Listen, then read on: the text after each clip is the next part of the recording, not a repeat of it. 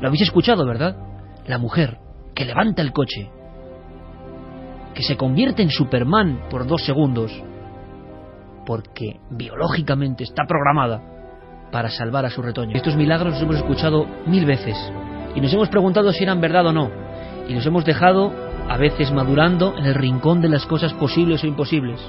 Pero una y otra vez alguien te cuenta en cualquier lugar: no, si hubo una mujer que levantó el carro, levantó la pesada maquinaria, levantó la caja que caía.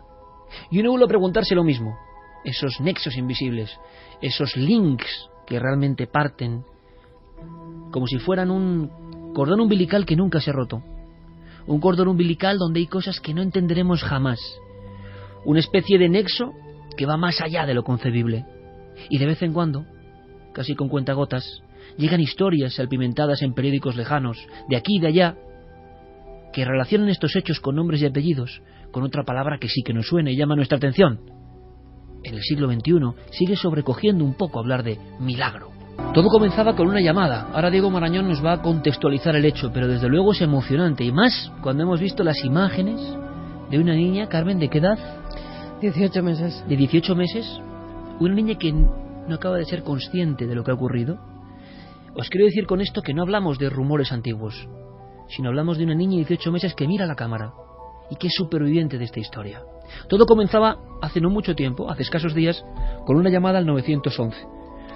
La señorita del apartado de emergencias preguntaba cuál es la dirección de su emergencia, y le vais a escuchar. Alguien, un pescador anónimo, decía: he visto, hay un coche en el río y hay una persona dentro. Así comenzaba esta historia. 911, what is the address of your emergency? There's a car in the river and there is a person inside. Realmente él estaba viendo una mano, intuía que algo había ocurrido. Estamos en Salt Lake City, en Utah, en un territorio extenso del corazón de Estados Unidos. Allí se habla de milagro. Los principales telediarios de las emisoras norteamericanas hablan de eso, porque es difícil explicar esta historia. Y al mismo tiempo, yo os lo confieso, nos recorre a todos una sensación gratificante. Hay un drama, hay una enorme tragedia, porque esa niña ha sufrido una pérdida irreparable, pero también ha habido algo que nos reconcilia con lo imposible, cuando las manos de lo imposible salvan, actúan, como si los ángeles aún existieran. Todos los documentos, todos los elementos, toda la información seguida al dedillo. Diego Marañón, compañero, buenas noches. Hola Iker, buenas noches, ¿qué tal? Es un caso impresionante, sobre todo ahora, lo contamos con especial emoción. Podéis intervenir, no he dicho las vías de contacto, Carmen. Vamos a decirlas ahora mismo para que la gente, si quiere, pueda comentar las imágenes que además están en internet y lo pueden ver después de que nos cuente la historia Diego.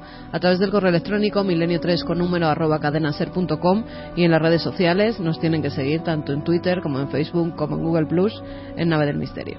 Empezaba todo con esa llamada, ¿no? Y un acontecimiento dramático, un coche que se había precipitado al río. Así es, tú hablabas de milagro, Iker. Decías que así lo han calificado los medios, y es cierto, así lo han calificado los medios de Estados Unidos y todos aquellos que han tenido algo que ver con este asunto. Desde luego, de vez en cuando surgen relatos como este que escapan de toda lógica posible y que algunos pues no han dudado en catalogar como una experiencia relacionada con ese factor tercer hombre del que ya hemos hablado aquí muchas veces. Es cierto lo que comentabas, tenemos que volver atrás unos cuantos días. Esto ocurre el pasado 7 de marzo, cuando en el estado de Utah, como decías, en Estados Unidos, una niña de 18 meses es rescatada de un vehículo accidentado que se había estrellado 14 horas antes en un río muy frío, un río gélido de la población de Spanish Fork, que está a unos 80 kilómetros al sur de Salt Lake City.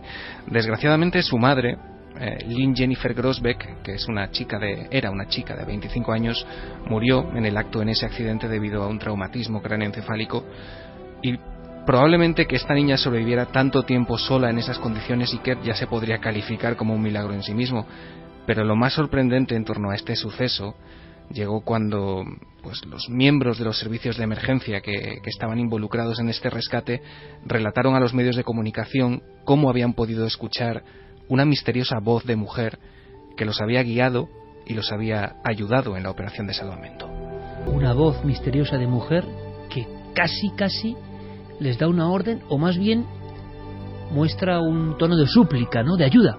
Efectivamente, y es que pues desde el momento del accidente hasta que ese pescador que escuchábamos al principio del programa dio la voz de alarma, divisó ese vehículo en un terraplén de difícil acceso, donde había quedado pues, prácticamente colgado, ¿no?, después de chocar contra una barrera de cemento.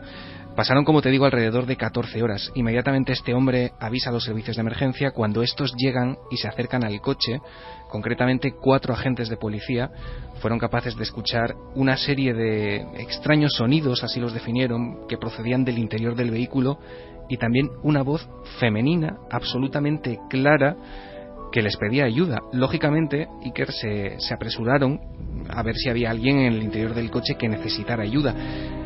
Sin embargo, por desgracia, lo único que descubrieron fue el cadáver de la mujer y también a este bebé, a la pequeña Lily, que estaba inconsciente, aún con vida.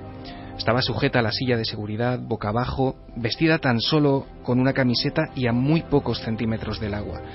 Uno de los agentes que estuvo involucrado en ese rescate es Tyler Beddoes, y así es como él relataba a los medios de Estados Unidos lo ocurrido. Cuando comenzamos a hablar dije, fui el único en oír eso. Pensaba que había sido una ilusión, pero al comentarlo con el resto de oficiales resultó que todos habíamos escuchado lo mismo, una voz que decía, ayúdame, ayúdame. La sorpresa llega cuando se dan cuenta de que la mujer lleva muchas horas fallecida, y evidentemente ninguno de esos policías puede explicar o determinar de dónde sale esa voz, ¿no? ¿Cuál es el origen de esa voz que ha ayudado a salvar la vida del bebé? Porque para ellos es una sorpresa encontrarse con ese bebé atado en el interior del coche.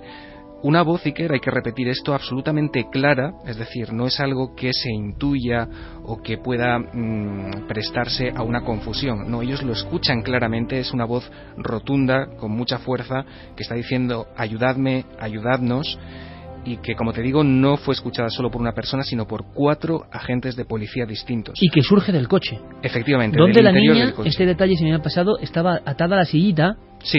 Y el agua estaba cerca de cubrirla. Sí, estaba boca abajo y pues el agua gélida de ese río estaba a punto de llegarle a la cabeza, estaba a poquísimos centímetros. La niña estaba inconsciente, supongo que por las horas que había pasado en esa posición, por la falta de alimento, por la falta de bebida, y bueno, todo estaba a punto de perderse cuando estos agentes llegaron. 2 de estos agentes, Iker, hemos escuchado a uno de ellos, podemos escuchar también a otros 2, Jared Warner y Paul Tomadakis, que también hablaron con los medios de comunicación inmediatamente después de lo sucedido y que corroboraban la versión de su compañero. Escuchamos una voz que salía del coche diciendo, ayúdame, ayúdame. No estamos seguros de dónde venía esa voz con exactitud, pero era algo definitivamente claro y distinguible. Cuando accedí estaba totalmente sumergida bajo el agua, por eso me estiré, la alcancé y la sostuve con un brazo para sacarla del agua y desabrocharla de su sitio. Penetran en el interior del agua para intentar socorrerla. Evidentemente el coche se produce una serie de movimientos que hacen que el cuerpo de la niña, no la cabeza, pues prácticamente ya toque y roce el agua, es decir, ellos prácticamente la sacan mojada del interior del vehículo. La recuperación de la niña, hay que decir, para tranquilidad de todos los que nos oyen, que ha sido muy rápida, ha sorprendido a los médicos. De hecho, se han difundido imágenes recientes suyas en el hospital, jugando con su padre, sonriendo a la cámara. Evidentemente, como te imaginarás, algo así ha provocado una expectación enorme en los medios de comunicación de Estados Unidos, y es un suceso que ha conmocionado a gran parte de los habitantes de esas zonas, unos habitantes que se atreven a hablar, Iker, de un auténtico espíritu protector. Hay quien habla que puede ser el espíritu incluso de su propia madre, un ángel de la guarda, o como decíamos al comienzo, ese factor tercer hombre que también conocemos por otros casos que nos han llegado en todos estos años. Claro, cuando hemos visto las imágenes, Carmen, recientemente, antes de entrar justo a Antena, al estudio 1 de la cadena SER, qué impresión nos daban. A mí me han sobrecogido, de verdad, lo tengo que decir, la imagen de esa niña sonriente, preciosa, que mira a la cámara, que está jugando con su padre y que no es consciente, por supuesto, de que su mamá ya no va a estar nunca, ¿no? O igual va a estar de otra forma, ¿no? Pero biológicamente, o igual estaba esas 14 horas en el coche protegiendo a su hija, porque hemos oído hablar de las damas protectoras, ¿no? Cuando desaparecían niños, por ejemplo, en nuestro país, y eran arropados, a pesar del frío, de la nieve, que en algunos casos se vivía, eran arropados en el monte por esas damas protectoras que los cuidaban durante la noche y hacían que sobrevivieran, ¿no?, a esas bajas temperaturas. Parece que en este caso ha sido esa dama protectora su propia madre, que en el coche, cuando ella ya pierde la vida, mantiene a su hija, a su pequeña, con ese halo de vida que encuentran los policías cuando la rescatan, porque no es normal que sin ropa de abrigo, que sin comer, sin beber y encima 14 horas boca abajo, esa niña siguiera con vida cuando la encuentra la policía.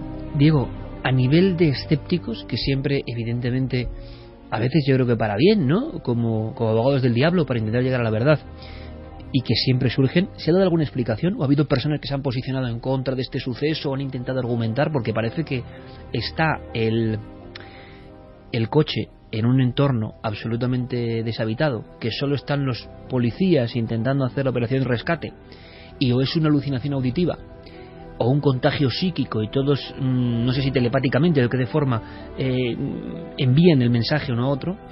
¿Se ha intentado explicar? Sí, efectivamente has dado en el clavo justo con lo que has dicho de la alucinación auditiva. Evidentemente el lugar donde se produjo el accidente es un puente y en el momento del rescate digamos que la gente al enterarse empezó a remolinarse un pequeño grupo de personas. Lo que dicen los escépticos, los que ponen en duda un poco esta teoría un poco más difícil de creer, es que alguna voz de las personas que estaban mirándolos desde el puente pudo haber causado una ilusión auditiva entre los agentes, o bueno, que pudiera venir de un lugar que no fuera el interior del coche. Esto evidentemente se da de bruces y con la teoría absolutamente compartida por los agentes que rechazan este tipo de opción. Ellos están seguros de dónde escucharon la voz, de dónde venía esa voz, están perfectamente seguros de lo que escucharon, una voz que decía ayúdame, ayudadnos, en plural. Y curioso luego, matiz, ¿eh? Sí. Ayudadnos, ¿no? Ayudadnos. Decían que habían dicho que se había escuchado efectivamente eso. Ayudadme, ayudadnos. Es curioso porque esto, como decía nuestro amigo Miguel Ángel Ruiz, en la historia de los ovnis siempre pasa que el cosmonauta, el que está arriba, ve algo y el que cuando baja, el de abajo le explica lo que ha visto. En este caso, 4 policías delante del coche que escuchan ayúdame, ayudadnos dentro del coche y los 4 están seguros. Alguien desde fuera, desde muy fuera, explicará lo que ha ocurrido. No vaya a ser que pensemos que lo irracional a veces actúa. Eso no puede ser. Javi. Sí, y de hecho hay que decir que además la propia ciencia ha indagado en este tipo de fenómenos tan concretos, que no son apariciones, que no son visiones de figuras que salvan vidas, sino que son estas voces que surgen en momentos muy concretos, siempre en situaciones límite. Oliver Sacks, de quien ya hemos hablado en varias ocasiones, las bautizó como voces que salvan vidas, y él decía que había recibido decenas de casos de pacientes que momentos antes de suicidarse, antes de tomar la decisión final, escuchaban una voz que les decía no lo hagas porque lo que viene a partir de ahora no será tan doloroso. Y hay un caso que ocurrió, uno de los más recientes, en julio del año 2014, hace escasos meses, ocurrió en Pensilvania. Una niña de 12 años llamada Taylor Russell estaba jugando cerca de su casa en un tubo de drenaje que ella recorría habitualmente, cuando de repente empieza a llover con una fuerza inesperada, y entonces Taylor se queda atrapada dentro de ese tubo de drenaje. El agua empieza a inundar ese lugar, ella se queda sin espacio hasta que llega un momento en el que queda totalmente sumergida dentro de ese tubo, siendo incapaz de sacar la cabeza de allí. Y es entonces cuando Taylor asegura que escucha la voz de su madre diciéndole tranquila hija, te echo de menos, estoy contigo, no te preocupes, todo va a ir bien. Esto sería relativamente normal si no fuera porque la madre de Taylor había muerto el año anterior tras padecer un... Y la niña asegura que esa voz, escuchar esa voz con tanta fuerza, con tanta naturalidad, intuyendo que su madre está perfectamente, que está bien, la hace aferrarse a la vida. Y es entonces cuando saca fuerzas de donde no las hay, consigue sacar la cabeza por un reducto, se agarra a unas piedras y ahí, con prácticamente todo el cuerpo cubierto por el agua helada, consigue esperar a su padre, que aparece de pronto, tampoco sabemos muy bien por qué, acude a ese lugar y rescata a la niña. Y unos meses después ella cuenta esta historia que ha vivido, pues cuando entre la vida y la muerte, esa voz, la voz de su madre, que había fallecido un año antes, le salva la vida. Yo hablaba hace poco, en Cuarto Milenio lo hacía en la reflexión final, de otra noticia que me impresionó muchísimo, ¿no? Sobre esos hilos, esas conexiones. Y ahora veremos la opinión de Clara y de Santi sobre este suceso que a mí me parece espectacular y hermoso, ¿no? Al mismo tiempo. Luminoso, dentro de la tragedia, que esa niña ha perdido a su madre, ¿no? Y la madre se ha muerto cayendo de un puente, ¿no? Hacia el río. Es decir, de un drama surge una historia que nos reconcilia con lo sobrenatural, si es que es sobrenatural, con la sensación de que de vez en cuando pasan cosas que no están escritas en ningún guión. ¿Recordáis la muerte de la madre del piloto quemado, Jordano, con las imágenes terribles que dieron de la vuelta al mundo, ¿no? A los pocos días la madre muere de dolor. Lo dicen los doctores, pero uno cuando les escucha piensa que en el fondo hablan con metáforas, ¿no? La madre del piloto Jordano, y eso pasó como muy de tapadillo, murió de dolor, no me extraña, después de ver las imágenes o de saber lo que le pasaba a su propio hijo, ¿no? Y uno dice, ¿qué conexión hay ahí? ¿Qué ha pasado ahí? ¿Se puede morir sin tener ninguna enfermedad? ¿Se puede morir directamente sin tener ningún daño dentro del corazón, del hígado, del estómago? ¿Sí? ¿Seguro? ¿Se puede morir de una impresión? Pues es lo que ocurrió con este caso. Los médicos no daban crédito. Ha pasado hace un mes.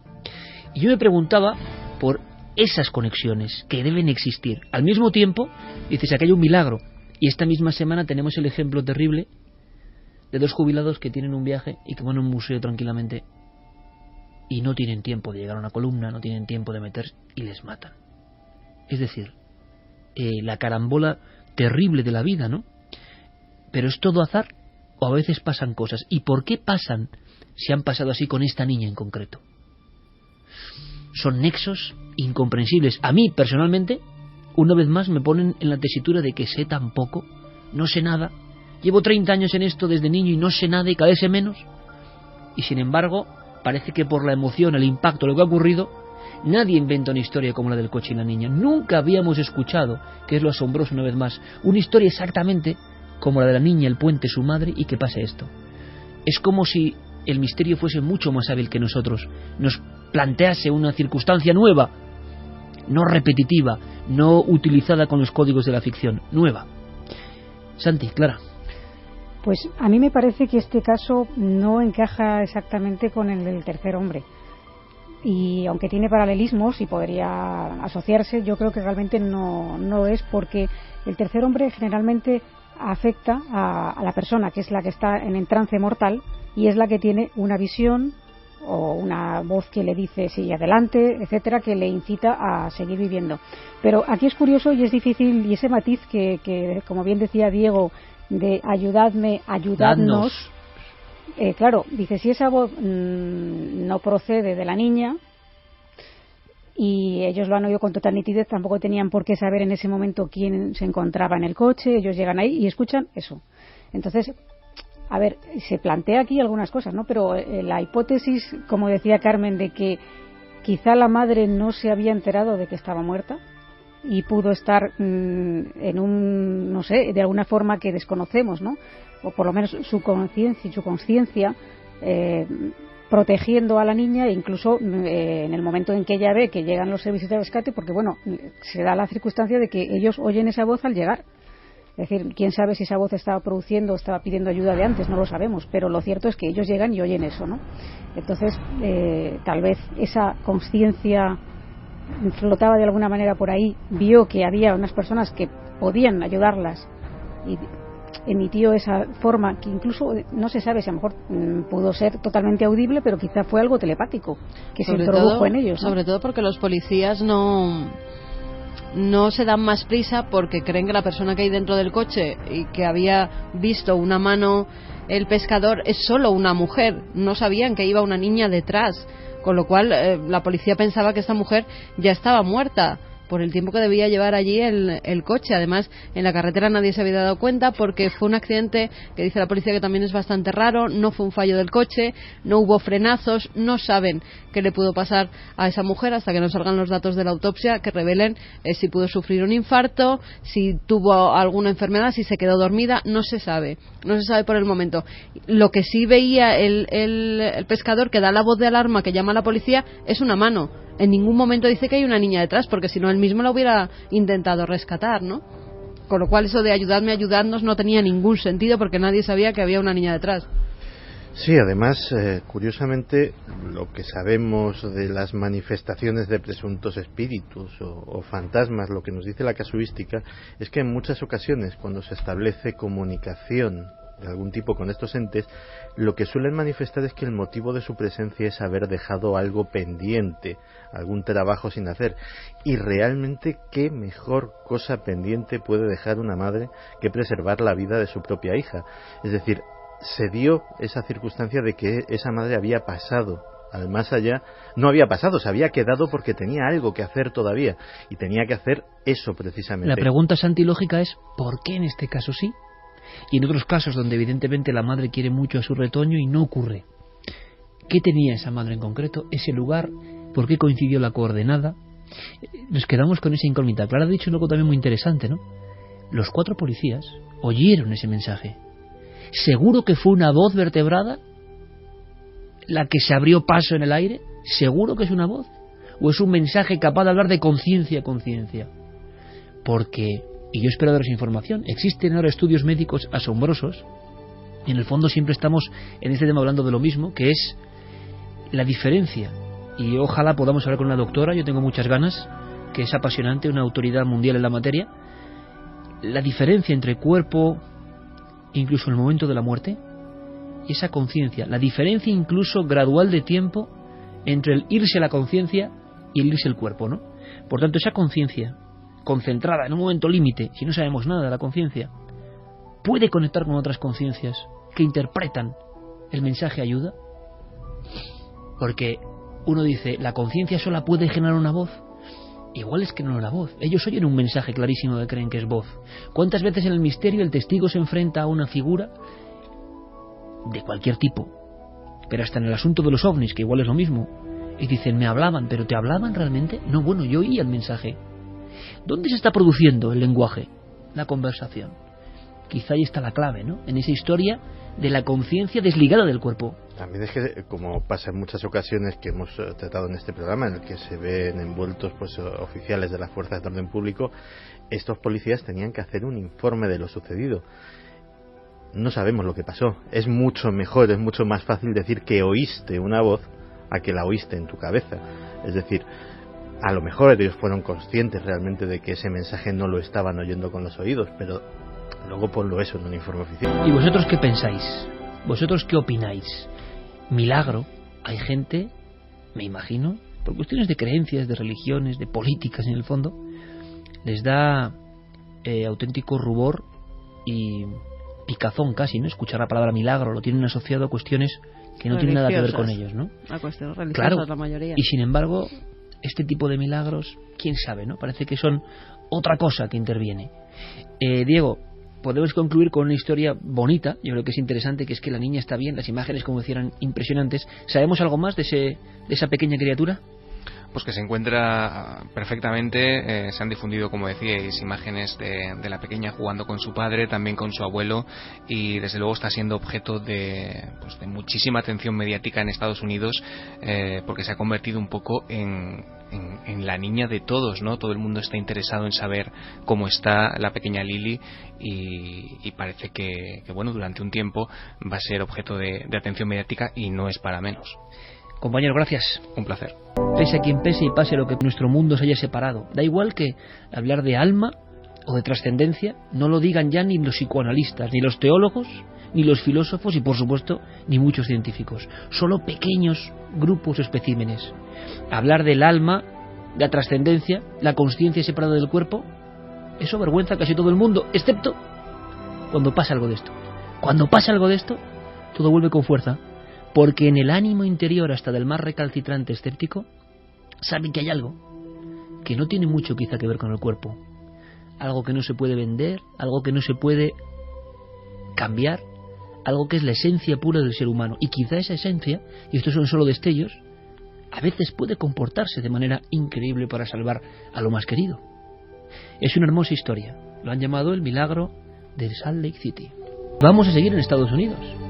Vamos a hacerlo porque precisamente, como decía Carmen,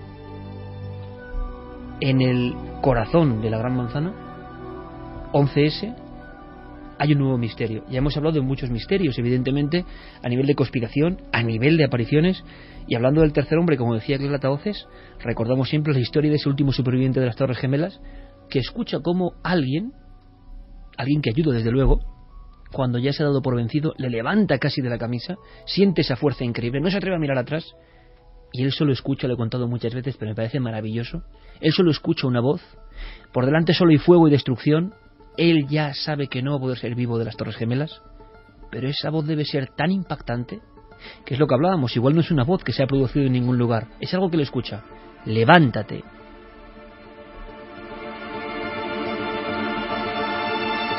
Y se salva, y es la última persona, Ron DiFrancesco, que sale de las Torres Gemelas, pero las Torres Gemelas todavía tienen sitio para más enigmas. Sí, por un libro que acaba de salir y escrito además por una persona que llevaba 14 años de servicio como policía en Nueva York, el sargento Frank Marra. Ya se ha retirado después de las labores que tuvo que realizar en el vertedero de Fresh Kills en Staten Island, que es donde, muy cerquita de Manhattan, es donde mandan todos los restos, todas las toneladas, los miles de kilos de todos esos restos que recogen de la zona cero de las Torres Gemelas. Tanto los coches de policía, de bomberos siniestrados con la caída de esos enormes edificios, como cada uno de los cascotes que encontraron en esa zona cero. El cementerio de las Torres Gemelas. Totalmente. Todo lo que se llevó allí a una zona que llamaron La Colina, porque eran kilómetros cuadrados hacia arriba de todos los restos que habían quedado después de incinerarse, además, esas Torres Gemelas. Y lo que hacían allí era recoger todo lo que pudiera tener algo que ver con las personas que habían estado ese día dentro del World Trade Center. Cartas, documentos, ropas, joyas, también restos humanos, porque quedaban entre los escombros. Y lo que pretendían era pues darle nombre a alguna de esas 1.200 personas que todavía estaban desaparecidas. Había que clasificar más de 10 toneladas y Frank Marra lo que hacía era supervisar todo ese trabajo. Durante esas labores encuentran 54.000 objetos personales de personas que estaban allí aquel día, 4.257 restos humanos que sirven para identificar a 300 personas. En una de esas jornadas, el sargento tiene una experiencia que ahora con el tiempo ha plasmado en ese libro De vertedero a suelo sagrado. Diego Marañón ha podido entrevistar, ha podido hablar, además somos los únicos en este país que han podido hablar con ese sargento de policía a raíz de la escritura de este libro y de la experiencia con una extraña mujer que tiene y que él mismo nos cuenta. I was the supervisor at the auto pound and we were responsible for inventory. Yo era el supervisor del depósito, el responsable de inventariar todos los vehículos que fueron destruidos en la zona cero. Aquel día no me encontraba bien, así que uno de mis detectives me acercó hasta el lugar donde teníamos el puesto médico. Aparcamos el coche y cuando me estaba bajando miré hacia la derecha. Entonces vi a una mujer afroamericana, toda vestida de blanco, que sostenía una bandeja. Parecía llevar bocadillos y algo de café. La vi, me giré para cerrar la puerta del coche y al volver a mirar había desaparecido.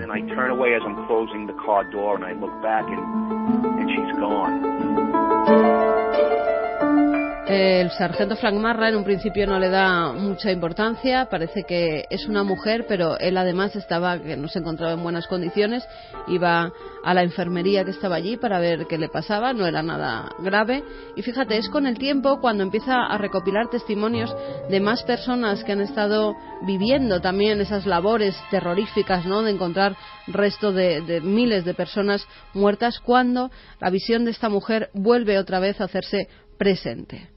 And at first, nothing dawns on me at that moment of what it is that I'm seeing. Al principio, en aquel momento, no me planteé qué estaba viendo. No lo hice hasta muchos años después, cuando para documentarme sobre el libro visité a uno de los detectives que había estado involucrado. Le estaba entrevistando sobre sus deberes y responsabilidades mientras desempeñó su trabajo en el vertedero. En un momento dado dejó de hablar y me dijo: hay una cosa que no me puedo quitar de la cabeza. ¿Alguna vez viste o escuchaste hablar de una mujer afroamericana vestida con el atuendo de la Cruz Roja, llevando sándwiches y posiblemente café y moviéndose entre los restos? En ese momento fue como si me cayera encima un jarro de agua fría. Había mantenido esos recuerdos dormidos durante muchos años. Cuando él lo mencionó, fue como si para mí se abriese una caja de Pandora. Comenzamos a hablar sobre lo que ambos habíamos visto y creemos que se trató de un espíritu o un fantasma, porque con el tiempo, detectives de otras partes de la ciudad que estuvieron trabajando allí comenzaron a mencionar haber visto a esa mujer, y cada vez que la tenía muy cerca, se desvanecía en segundos. At this point, I believe what she's telling me. Numerosos testimonios que hablan de la enigmática mujer afroamericana vestida de blanco. Dicen que como una enfermera de la Cruz Roja de la Segunda Guerra Mundial, es lo que llegan a la conclusión viendo trajes de posibles enfermeras, porque en un principio piensan que es una persona que está llevando allí unos bocadillos para esos voluntarios que están intentando ayudar. Pero lo que les extraña a todos y en lo que coinciden todos los testigos que ven a esta misteriosa mujer es en cómo delante de sus ojos se esfuma, desaparece sin dejar rastro. Lo cierto es que esos voluntarios empiezan a hablar con sus familiares, con sus amigos, y hay una persona, una especie de mujer con ciertos dotes, una psíquica, que le da un dato que puede ser posible. La vi en 2 ocasiones, pero la segunda vez fue muy fugaz. Sucedió mientras conducía y la vi durante unas milésimas de segundo. Desapareció muy rápido. No tengo una explicación para lo que vi. Al principio no pensé que fuese un espíritu, sino alguien que estaba apoyando a los primeros que fuimos a ayudar. Recientemente, una mujer de Wisconsin, aquí en Estados Unidos, me escribió después de leer el libro. Me dijo, y es su opinión, que la enfermera era una recolectora de almas, alguien que vaga intentando guiar a las almas que están en el tránsito hacia el más allá. En este punto, creo en lo que esta mujer me dijo. At this point, I believe what she's telling me. Recordemos que estaban removiendo un cementerio que había sido trasladado de sitio. Era donde quedó el último suspiro. El ADN todavía seguía estando en las piedras, en las vigas, en el cemento, que ahora estaba en esa escombrera, en ese vertedero. Y piensan que esa mujer puede ser una persona que estaba ayudando a esas personas que perdieron la vida en las Torres Gemelas a pasar al otro lado, a moverse hacia el más allá, hacia la luz, ¿no? Como en esa serie de fantasmas, de entre fantasmas, que una medium ayuda a pasar a la luz a esos seres que se han quedado pululando sin saber muy bien por qué. Y digo sin saber muy bien por qué, porque no son las únicas visiones que se dan en ese vertedero. Hay otras, más oscuras, más terribles, que cuenta el propio sargento Frank Marra. We would have detectives who would walk around the cars to do hourly checks. Algunos detectives, al pasar entre los vehículos para comprobar que no se producían actos de vandalismo, volvían hablando de formas negras, de figuras sombrías que se movían dentro y fuera de los coches. También se habló de la existencia de figuras moviéndose en áreas restringidas, lugares en los que cualquiera que estuviese trabajando allí sabía que no se podía estar, pero mi experiencia personal se limita a la visión de la enfermera de la Cruz Roja. Tantas historias de personas, nunca lo olvidemos, que trabajaban allí pero que también estaban allí de visita. O sea, tanta muerte concentrada en un sitio es difícil de imaginar en los tiempos modernos. Saber, claro, es que esto tiene que ocurrir, tiene que haber personas que se encarguen de ello, pero ser conscientes mediante una historia de misterio de que había personas haciendo esa recolección diariamente, vaya trabajo también, heroico por un lado, con un servicio a su país, pero por otro, tremendo. Y luego, este sargento, que no sé, me parece un detalle, no sé qué opinas, de humildad, porque él podía contar que había visto un montón de cosas porque le estaban llegando esas, si es cuestión de sugestión o de querer ser más ególatra, y sin embargo le dice, oye, yo solo vi esto, que ya es suficiente, ¿no? Pero otras personas vieron otras cosas. Sobrecogedor también el testimonio de formas oscuras, simplemente, cuántas veces hemos hablado de eso, moviéndose entre los restos de las Torres Gemelas. O sea, esa imagen a mí no se me va a olvidar. Pero por otro lado, bueno, como la dualidad, ¿no? La luz y la sombra, como eterna historia, presentes también en los cascotes de la tragedia más importante de la historia reciente. Over 3,000 people were killed on September 11th. Unas 3.000 personas murieron el 11 de septiembre. De ellas, hoy solo han sido identificadas alrededor de 1.600. Los restos de 1.400 víctimas permanecen en ese vertedero. Su ADN, los fragmentos de sus huesos, todo ello fue depositado en aquel lugar junto con los escombros de la zona cero. Tanto yo como María Abate, coautora del libro, sentimos que eso convierte al vertedero en suelo sagrado. Es un cementerio sin tumbas.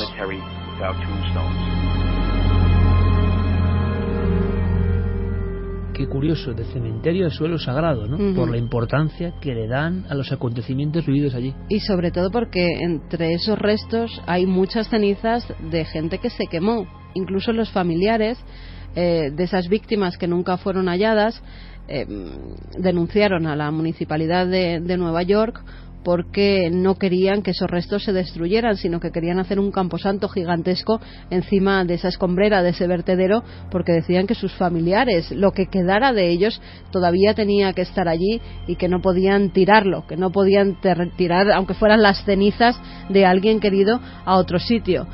Ganaron el juicio la municipalidad de Nueva York y lo que se va a hacer o lo que se está haciendo es un parque, un gigantesco parque donde crezca la vida en honor a todas esas personas, esas 1.400 personas que nunca llegaron a encontrarse. Hay un testimonio más, ¿no? Sí, hay un testimonio que tiene también relación con el 11S, es el de Lily Leonardi. Ella es una exagente del FBI que trabajaba en Pensilvania haciendo de enlace entre la policía y los familiares de ese accidente extraño del avión del vuelo 93 de United Airlines, un Boeing 757 que tenía como objetivo, se cree, estrellarse contra la Casa Blanca o contra el Capitolio y que se estrella en Shanksville. Ella asegura que cuando llega al lugar, porque es la que tiene que decirle a los familiares, bueno, ha pasado esto, han luchado contra los secuestradores, incluso se cree, y así se comprobó después, que había personas en ese vuelo que incluso habían mandado mensajes a su familia despidiéndose de ellos, os había dado tiempo. Pero cuando ella llega a donde se ha siniestrado ese avión, hay cosas que no coinciden con otros accidentes de avión que ella había visto. Dice que hay un cráter muy pequeño para ser una aeronave tan grande y sobre todo una cosa que repite y que la llama muchísimo la atención, que es que no hay cuerpos. En todos los accidentes de avión hay cuerpos y en este no había ninguno. Tan solo se encuentran con una Biblia que está medio quemada y que, según dice ella, se abre por una página muy concreta, gracias al viento, una página del Salmo 23 que empieza: el Señor es mi pastor. Lo siguiente que ella ve es una especie de luminaria muy grande, una luz casi cegadora, la describe, una niebla muy potente y cientos de figuras blancas que se mueven alrededor. Así lo cuenta. Cuando llegamos allí, enseguida vimos el lugar del impacto. Había restos por todas partes, y aquel olor ni siquiera se escuchaba a los animales. Había un silencio sepulcral. Al mirar, podías ver el punto exacto donde el avión se había estrellado, y entonces, de repente pude verlo. Era como un grupo de ángeles manifestándose. Al frente de ellos estaba uno en particular al que yo conocía. Era Michael. Sabía que estaba allí con alguna misión. Y mira que se han contado cosas. Siguen surgiendo nuevos misterios. Y claro, uno piensa, es que no hay acontecimiento similar. A mí se me vienen muchas preguntas a la cabeza, algunas muy incorrectas, políticamente, seguro. Porque no hemos oído hablar mucho en los medios de las víctimas del 11S. ¿Se ha hablado más antes de las víctimas del 11S, de Guantánamo, por ejemplo, o de...? Es curioso, ¿no? Yo lo digo, también muchas veces se deja a las víctimas en una situación que son doblemente víctimas, ¿no? Y en España sabemos mucho de eso. Son víctimas porque les han matado, pero encima a veces, yo no sé por qué tendencias periodísticas, repito, no me meto en camisa de 11 varas, pero pues bueno, ¿qué pasa con los que han hecho esto? ¿Dónde están? Pero fijaos, y yo soy periodista, cuando ocurre un crimen, muchas veces la víctima pasa ya a un segundo plano. Es como si no quisiéramos ni saber de ella y nos dedicamos a qué hizo el asesino, qué sabe, si le llevan merluza y fruta a la cárcel o no. ¿Qué pasa? ¿Me entendéis por dónde voy? Es decir, la víctima es doblemente muerta. Primero, por un olvido. Claro que hay homenajes, claro que hay actos, pero hay una tendencia de los que contamos las cosas, a fijarnos incluso en el asesino más que en la víctima. Y esto, cuando escuchamos esta historia que ha contado Carmen, a mí me parece flagrante. Yo mismo, no sé si entro en mea culpa, yo tengo mis ideas, creo, claras, pero no sabía que existía ese cementerio donde personas seguían recopilando información, y creo saber algo de este acontecimiento. Es decir, ¿hasta qué punto, yo no sé qué tenemos en la cabeza, qué directrices o qué nos pasa, pero ha ocurrido también en nuestro país muchas veces, y lo digo, incluso saliéndome de la política, en acontecimientos de un crimen, la víctima ya, oye, pues ya, con lo cual siempre se dice, no, que mejor que no seas víctima, claro, si te toca ser víctima, has desaparecido en una especie de limbo, y nadie se acuerda de ti, excepto tus familiares y tu gente querida. Yo creo que es bueno recordar, con lo que ha contado Carmen, se hace más por el recuerdo de esas víctimas que no sé cuántos homenajes locales, no sé cuántos estudios, no, saber que existe ese cementerio donde hay anillos de personas, donde hay cenizas todavía, donde hay tantas cosas, la fuerza de la comunicación te hace saber de nuevo de una forma flagrante, ostras, lo que pasó allí, ¿no? Saltan a veces noticias sobre las víctimas, por ejemplo, hace unos meses, no sé si recordaréis que lo comentamos además, cuando esos trabajadores que están montando el museo sobre el 11S rescatan una viga y ven una cara mirando hacia abajo que parece, ellos lo interpretan además como el alma de todas las víctimas, pero tampoco concentradas, eran víctimas, ¿no? Como en este caso que están ahí, o sea, que es que las vemos casi físicamente, ¿no? Claro, sí, pero es un recuerdo. Ellos lo interpretan como un recuerdo, como esas víctimas que claman todavía venganza y que no quieren quedarse en el olvido, como bien decías, y la única forma es la representación. Que igual una imagen de un supuesto Exacto. fantasma tiene más impacto. Desde luego esta historia es para... Pero habría que hacer esa pregunta, y lo digo, lanzando una cuestión sobre nosotros mismos como gremio periodístico. Esta mujer, eso sí, en el vuelo lo que interpreta esto es como algo divino. Dice que la mano de Dios estuvo allí y que ella está segura que lo que vio fue una horda de ángeles que vino por las víctimas de ese terrible vuelo. Y nos puede parecer muy exagerado, lo que vosotros queráis. Hay historias muy curiosas en Argentina de una persona que ve, ¿no?, como figuras, como blanquecinas y luminosas, se mezclan con la gente. A mí es un caso que leí hace muchos años que me impresionó, sobre todo porque la mujer se asustó mucho porque veía que los demás no prestaban atención o no lo estaban viendo. Uno piensa si hay una cuestión mental o si realmente hay personas que ven cosas y al lado hay alguien que no lo está viendo, que de eso vamos a hablar luego. Santi, aunque sean titulares, simplemente porque Carmen ha desenterrado, que es lo que pasa con el misterio, aquello del vuelo 93. En esta sociedad hiperrápida ya no nos acordamos de nada, y sobre ese vuelo se dijeron cosas, tú mismo has investigado, que quedaron como ahí en el limbo también, ¿no? Sí, de hecho hay dos teorías de conspiración, aparte de la teoría oficial, obviamente, que es la de que hubo esa rebelión de los pasajeros que consiguieron de alguna forma recuperar o medio recuperar el control del avión, pero en medio del forcejeo aquello se vino abajo. Pero luego están las dos teorías de conspiración que yo las llamo la fuerte y la débil.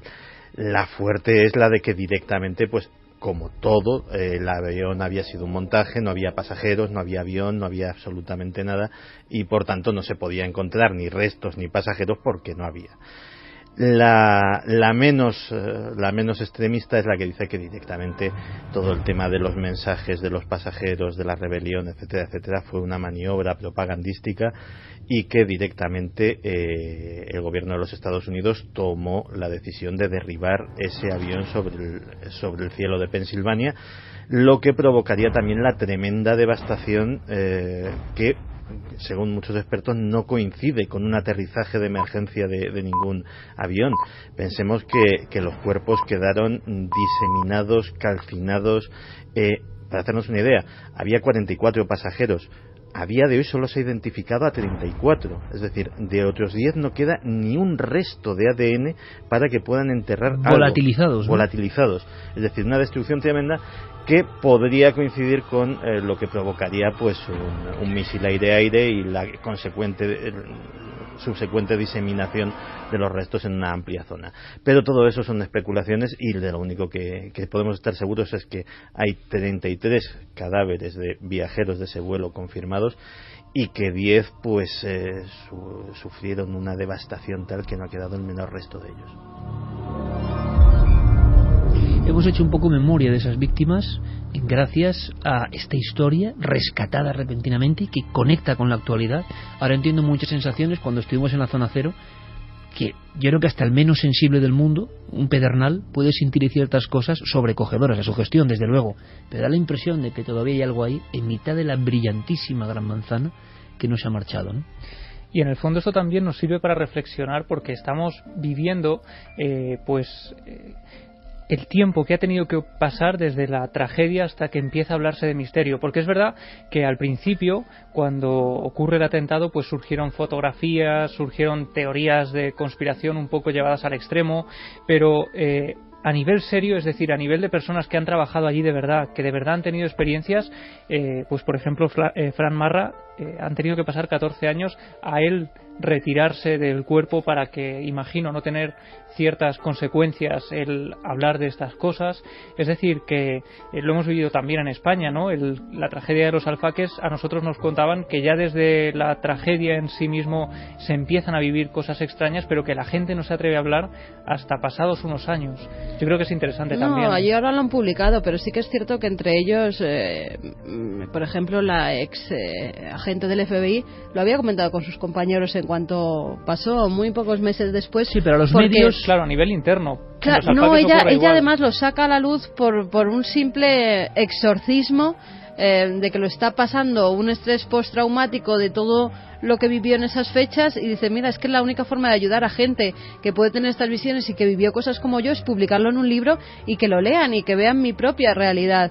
Y sus compañeros que salen hablando también en algunos reportajes dicen, no, es que es una agente que nunca ha tenido visiones de nada, ni era una fanática religiosa, y dice, pero es que esto estamos seguros que lo vio. Lo curioso es que si la primera impresión, el primer impacto, como decía Javi, eran de esos misterios de las caras, las profecías de Nostradamus, todo como muy a galope de la internet que empezaba a ser importante. Claro, pero eso fueron los primeros momentos, ¿no? Momentos que y luego pasa un tiempo y te vas dando cuenta de que evidentemente ha habido tercer hombre, ha habido apariciones, ha habido cosas tremendas concentradas. El bombero también del cuerpo de bomberos que me contó aquel caso de que entró y se encontró con un hombre moribundo que tenía una viga medio clavada en el estómago y que le dijo que por favor le dijera a su familia que les quería, y durante los días siguientes que tuvo que entrar a hacer labores de rescate encontró a algunas personas vivas gracias a que este hombre, que ya había muerto, porque falleció, le señalaba determinados puntos donde ahí había personas que estaban todavía con vida. Y en el caso además de este sargento de policía de Nueva York, su testimonio, precisamente por ser quien es, tiene muchísima más fuerza. La policía de Nueva York es algo que hemos visto en las películas, pero que yo he podido constatar también por fuentes un poquito más racionales. Es un cuerpo tremendamente unido. Murieron decenas, tanto de policías como de bomberos. Probablemente incluso él conocería a alguno de los fallecidos. Y son personas que cuando tienen un caído en acto de servicio, los funerales lo hemos podido ver recientemente en los últimos atentados que ha habido por temas raciales en el propio Nueva York. Los funerales son muy sentidos. No se hace ni pizca de frivolidad con un tema así. Es decir, por eso precisamente esa humildad. Es decir, él no se va a arrogar ningún mérito que no sea suyo en un tema que le causa un respeto sagrado. Para él, efectivamente, eso es un campo santo y como tal lo quiere reivindicar. Vuestros mensajes, ¿qué opináis? Hablamos del milagro, de la aparición, hemos recorrido prácticamente Estados Unidos y ahora nos marchamos a España en esta noche tan especial, donde otra mujer nos va a contar lo que vivió un equipo de radio importantísimo. Yo creo que es muy interesante. Son colegas, los conocemos muy bien, de gran prestigio y que nunca os imaginaríais que se vieron en esta circunstancia, ¿no? Pero es curioso. Hay un lugar que también es Camposanto, un lugar con colina y kilómetros cuadrados de destrucción. Fijaos qué símil y qué dos mundos más diferentes, ¿no? Donde, si os acordáis, las personas veían las sombras oscuras, ojo, merodeando o acercándose a algunos restos, los seres más o menos angelicales o blanquecinos o luminosos, y había habido un gran desastre que había dejado, como este Camposanto de las Torres Gemelas, un lugar petrificado. Ese lugar es Yungay, en el Perú. Cuando cae el Huascarán, el macizo Huascarán, años 70, un pueblo de 20.000 almas queda sepultado en un segundo, y se queda así. Llega el cemento mezclado con la nieve, el barro con la nieve, se convierte en una capa de destrucción que llega hasta el pico de las palmeras, y muere la población, excepto un grupo de niños y de mayores que están en un circo que se habían instalado en las alturas. Ese lugar, que también es curioso, lo llaman en algunos mapas incluso Camposanto, tenía 20.000 almas, prácticamente como Soria, me imagino, como Teruel. Y pudimos hablar, ¿os acordáis, hace ya años, con las personas que habían tenido unas vivencias regresando allí impresionantes? Si analizásemos esas vivencias hoy, serían muy parecidas a las que en un ambiente completamente diferente, en el colmo de la urbanidad, han vivido. Es decir, la cumbre tecnológica del mundo, en el año 2001, Estados Unidos, la Gran Manzana, y un pequeño, bueno, no tan pequeño, pueblo del interior andino del Perú. Y lo que veían las personas años después era exactamente lo mismo.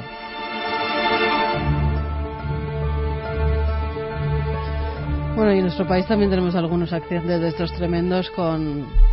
A ver si llegamos a entrevistar a testigos y en un momento dado, después de que pasen algunos años, logran hablar, ¿no? Porque te lo cuentan en petit comité, grandes accidentes que han ocurrido en nuestro país y lo que se sigue oyendo, las terribles voces de lamentos, y que bueno, tienen que coger valor para poder dirigirse a la cámara o al micrófono y contar lo que mucha gente oye al lado de esos lugares. Vamos con los mensajes. Sonia Fernández nos dice: la víctima es la gran olvidada. En determinados delitos se la llega a presentar como responsable de su victimación. María dice: llamémoslo fantasma, espíritu, quizá impregnación energética, aún entendemos muy poco, creo. Irenka: bueno, es muy natural, con esa cantidad de energía que quedó allí, cualquier cosa es posible. Blanca Oriol: las pérdidas de los seres queridos es tan difícil que ojalá estén esos ángeles alrededor nuestra ayudando. Quimera: ojalá no. Laura Fernández: pues es lógico que si están allí las cenizas de la gente no se vayan a tirar a un estercolero. Lalimac: tremendo que restos humanos terminen en un vertedero junto a escombros, el punto que culmina la barbarie. Montaña Sánchez: los pelos de punta con este testimonio, tremendo. Bueno, Sara María: barbarie, ¿y dónde van a meter los escombros? Es decir, los escombros sí, lo que pasa que lo que querían era que esos escombros quedaran bajo un gran suelo y poner allí como una fosa común. Es que separar los restos de los escombros llevaría años, sería imposible. No, porque es que de algunos no queda nada, quedan simplemente cenizas. Lo que no querían es que esos escombros se tiraran a algún sitio y que por lo menos no quedaran allí recogidos con todas las personas que murieron a la vez y dejarlo como una gran fosa común. Sara María dice: la fuerza del amor de una madre superior a cualquier cosa racional, son los verdaderos ángeles de la guarda. Isma Pacheco: una madre haría lo imposible por su hija, no sería extraño que en su forma incorpórea salvaguardara a la pequeña. Ayure: el amor maternal se antepone a todo, somos algo más que un cuerpo, y esa madre consiguió superar la barrera para salvar a su hija. Alma.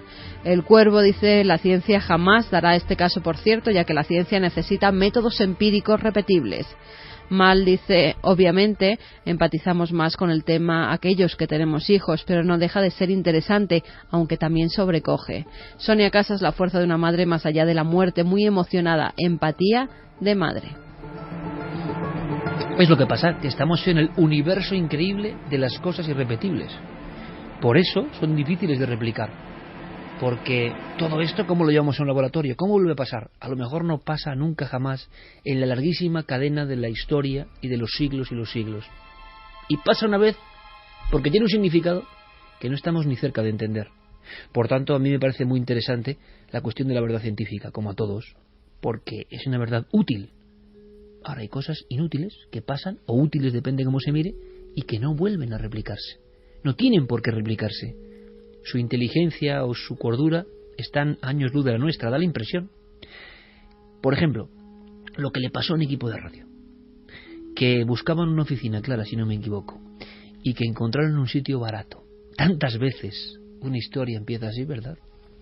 Nos vamos al año 1995, en Madrid, muy cerca de la estación de Atocha, en una zona muy céntrica. Efectivamente, esta productora estaban buscando un lugar para convertirlo en oficina, para poder trabajar allí, una cosa de alquiler, y descubren un piso grande, bastante luminoso, con unas balconadas que dan a la calle. Yo he podido estar en el lugar, he visto una casa preciosa y bueno, pues lo tenía todo, era espacioso, bonito, estupendo, luminoso, en un inmueble antiguo, eso sí, y como decíamos, muy barato. Era el último piso y en la puerta de al lado en ese momento no había viviendo nadie, en la casa esa no estaba en alquiler y estaba vacía. Y lógicamente al ser el último piso encima de ellos tampoco había nadie. Bueno, lo que les pareció un poco extraño, y la protagonista que nos cuenta esto es parte de esa productora, ella trabajó allí, conoció esa casa, vivió los fenómenos y va a ser un poco nuestra guía, ¿no? Me decía que lo que les extrañó en primera instancia, lo único así, es que bueno, pues las puertas y las paredes estaban a medio pintar. El señor de la inmobiliaria les dijo que la casa había sido alquilada anteriormente por 3 chicas, pero que en 2 meses se fueron del lugar sin dar ningún tipo de explicación, por tanto no sabían por qué estaba eso así a medio pintar. Bueno, esto queda en una anécdota y bueno, realizan sus labores para acondicionar el piso y realizan una fiesta de inauguración. A esta fiesta acuden varias personas, conocidos y amigos y familiares de los miembros de la productora, y acude la tía de uno de los jefes y bueno, pues le están enseñando el lugar. Dice: ¿qué te parece? Es muy bonito, ¿verdad? Es muy luminoso, muy grande y tal. Y me dice: sí, es muy bonito, pero aquí hay algo raro.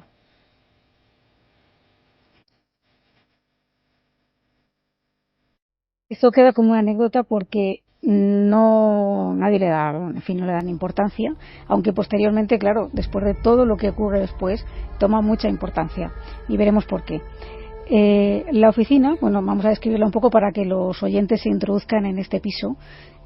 Tenía un pasillo muy largo, el suelo era de madera antiguo, los techos muy altos, y al final del pasillo estaban los despachos. Había un despacho en el que estaban los dos jefes, y en otro despacho estaba el resto del personal de la productora, que en total eran 3 personas, y había un tercer despacho que lo habían alquilado a un amigo de los jefes, pero que no estaba a diario allí, simplemente acudía pues de vez en cuando a realizar sus labores de trabajo.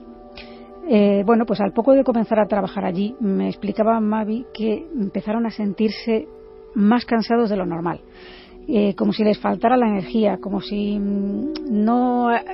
ahí no terminara de cuajarse la cosa de salud, ¿no? Como que no estaban a gusto, y eso que sí estaba muy bien. Las cosas en la empresa paralelamente empiezan a ir mal. Los proyectos que tienen no terminan de salir, aunque ellos, bueno, en principio lo achacan todo a la mala suerte. Como suele pasar en muchos de estos casos, y aquí lo hemos visto muchas veces, pues no hablan entre ellos de las cosas que le empiezan a pasar. Y al no hablar, pues llega a ser que cada uno tiene una serie de vivencias, la vive en silencio, y bueno, pues tratan de justificar lo que están viviendo básicamente para no morirse de miedo. Pero ya fíjate que el primer día, no estamos hablando ni de un mes después, no, el primer día de estar allí, y esto les ocurre a los 2 jefes, estaban los 2 trabajando, no había nadie más, estaban ellos trabajando en el despacho que tenían, escribiendo, y de pronto empezaron a escuchar unos pasos muy fuertes en el pasillo, como si hubiera alguien más en la casa, como si alguien hubiera entrado o hubiera alguien allí, pero eran pasos muy fuertes, me decían. Lo comentan entre sí y uno de ellos pues le quita importancia diciendo que bueno, eso es que será el vecino de arriba. Entonces dice: vecino de arriba, pero aquí te recuerdo que no hay vecino arriba, que nosotros somos el último piso. Bueno, pasan del tema, siguen trabajando y de repente otra vez, 10 minutos después, otra vez empiezan a escuchar los pasos así, pa.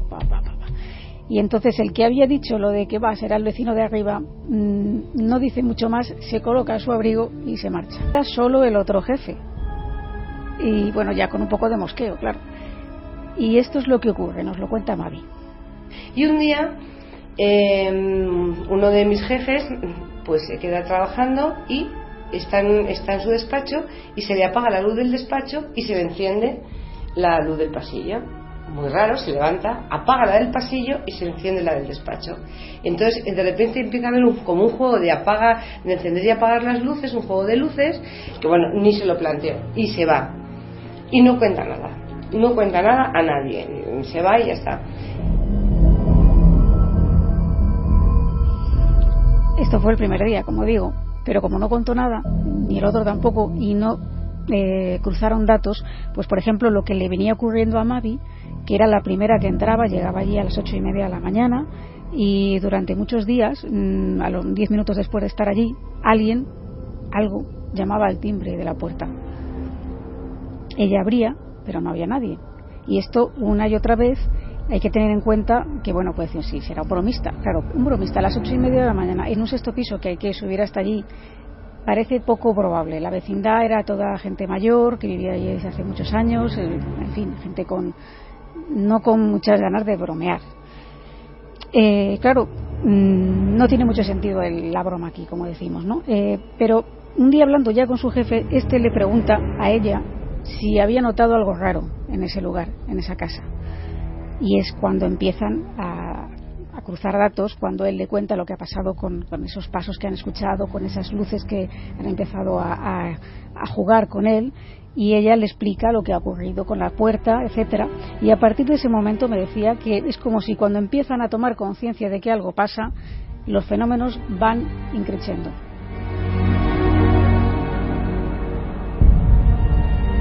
Y otra de las experiencias, en mi opinión, bastante objetiva, es decir, bueno, porque tú puedes escuchar unos ruidos, en fin, hay cosas que podrían tener una cierta explicación con sugestión. No me parece que sea sugestión cuando están dos personas escuchando los pasos estos, en fin, pero podrían tener algún tipo de explicación, pero hay cosas que son objetivas. Una de ellas es lo que Mavi presencia, ella y sus compañeros. De repente estábamos todos trabajando y veíamos el perchero que está en medio del pasillo. ¿Quién ha puesto el perchero en medio del pasillo? Tú no has salido de tu despacho, yo no te he visto porque tienes que pasar delante. Nadie de repente aparecía en medio. Eso era una oficina y a las 3 de la tarde, 4, y nos íbamos. Subía el vecino que qué hacíamos a las 3 de la mañana con los tacones para arriba y para abajo, que qué escándalo era ese, qué tal, y decíamos, pero si aquí no hay nadie, si es que esto es una oficina, nos vamos. Una vez más, dos elementos: no se cruzan datos. Cuando se cruzan datos, el miedo y la sugestión aumenta, pero también parece que los fenómenos van en paralelo. Y luego ese clásico que sobrecoge un poco, ¿no?, que son tacones como de mujer yendo de un lado a otro de la estancia en mitad de la madrugada cuando no hay nadie. Para combatir todos estos fenómenos, y además, puesto que estamos hablando de dos personas muy escépticas, diría yo incluso que en la línea contraria a la nuestra, totalmente, bueno, pues lo que les dio por pensar para protegerse quizá es que todo era producto de su imaginación y que los fenómenos pues no había que darles importancia porque no eran reales, ¿no? Pero claro, a medida que utilizaban este mecanismo de defensa, los fenómenos iban a más, con lo cual ya era muy difícil obviar lo que estaban viviendo, ¿no? Por ejemplo, tenían un teléfono de esos con dos líneas, de esos teléfonos del año 95, ¿no?, que hemos visto muchos, ¿no?, con línea 1 y línea 2, pero claro, solo tenían contratada una de las líneas. Qué curioso que de repente empezara a encenderse la línea 2, la línea que no existía, la línea que no estaba contratada, y que no solamente se encendía una vez, sino que se encendió muchos días, muchas veces. Yo le pregunté, pero no contestabais. Dice, ¿cómo vamos a contestar si no hay línea? Claro, en buena lógica, ¿no? Hasta tal punto fue el asunto que Mavi, ella misma, llamó a Telefónica claro, en ese momento solo había Telefónica, ¿no?, para interesarse y ver qué es lo que estaba ocurriendo, es decir, si había alguna avería o alguna cosa, y decían, no le supieron dar ninguna explicación más que aquello, pues quizá era un poco tiempo con la persona que yo trabajaba al lado, una compañera, y eso es la única vez en mi vida que he visto moverse algo. Nunca en mi vida he visto moverse nada, pero ese día de repente se hace un colacao y el vaso va de la mitad de la mesa al suelo solo. Al suelo. Pero es que al compañero de al lado se pone un café y estalla el vaso de café. Despacho que normalmente estaba vacío, que no se utilizaba con mucha frecuencia porque era el que habían alquilado a un amigo y que venía cuando tenía que venir, pero no era a diario, pues él tenía en ese despacho una impresora, que además me decía que en aquella época no había mucha gente con impresoras, ¿no? Y que un día, no estando ni siquiera el dicho amigo, es decir, que no es que hubiera encendido, hubiera estado en el despacho, pues hubiera quedado encendido aquello. La impresora se encendió sola y comenzó a escupir papel, me decía, como si alguien estuviera escribiendo el abecedario sin parar. Fenómenos del libro, Claro, paralelamente el malestar físico esta falta de energía va en aumento. Mavi dice que incluso llega a quedarse medio adormilada en ocasiones, que además de la falta de energía empieza a haber una gran tensión dentro de la propia empresa, un mal rollo tremendo, cuando era un equipo que se llevaba fenomenal, que es más, al día de hoy Mavi sigue trabajando en esa productora, se llevan todos muy bien y se aprecian, es decir, que era como una tensión que no saben bien de dónde surgía, y llega todo a un extremo que un día deciden hacer una psicofonía. Y un día decidimos hacer una psicofonía. Teníamos un DAT, que es un aparato que capta con un micro buenísimo, que captaba fenomenal todos los sonidos, y lo dejamos puesto una noche. Pues al día siguiente, claro, todo lo dejamos ahí todo preparado, al día siguiente todos muertos de miedo solo de escuchar a ver qué habíamos grabado. Bueno, pues al principio de la grabación se oía pues los ruidos del portal. O sea, se oía el ascensor, que era un ascensor antiguo de hierro, pero casi al final de la grabación se oye en el micro, cuando tú soplas para probar si se oye, soplas como si para ver si está, y un hola.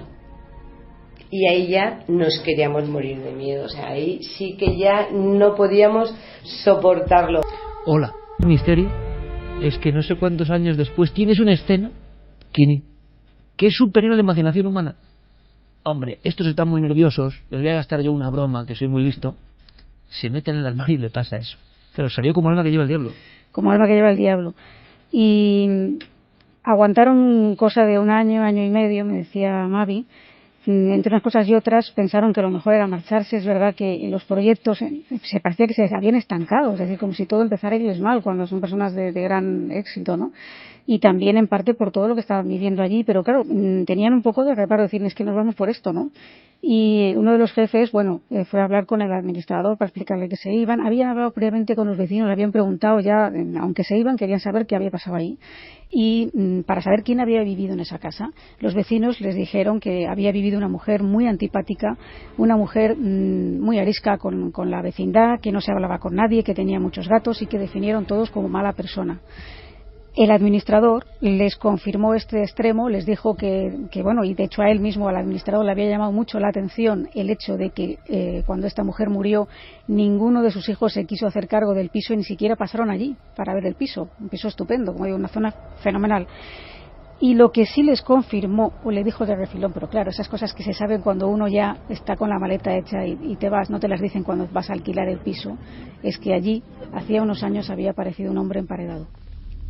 Nos imaginamos las caras de estos colegas importantísimos en la radio española, escépticos, y que ya lo que les faltaba es que les hablan del hombre emparedado. Ahora entiendo, porque me lo ha contado mejor Clara casi que cuando supimos de la historia, Carmen, hace un par de años, pero yo veía a este colega importante que me decía, yo siempre he sido ultra escéptico, hasta que me pasó una historia cuando nos encontramos con una oficina maravillosa y muy barata.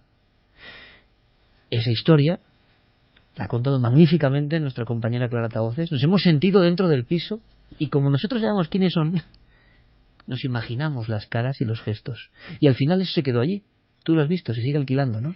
Sí, yo estuve el otro día y claro, no había portero en ese momento, no sé si es que no estaba o es que no lo hay físicamente ahora, no lo sé, pero sí que te puedo decir que esa sexta planta, los balcones, que además habíamos localizado primero por Google Maps, estaban abiertos, es decir, hay actividad y hay una especie de lápida extraña que no diremos a quién pertenece, pero bueno, ahí está, justo en esa fachada. Maravilloso, Clara Tavoces, menuda historia. Y gracias a estos compañeros, a esta productora Mavi que nos ha dado su voz, ¿no? Para ir contándolo con esa fuerza. Muchas gracias, Mavi, por ser la portavoz de un montón de personas de la radio que vivieron esto.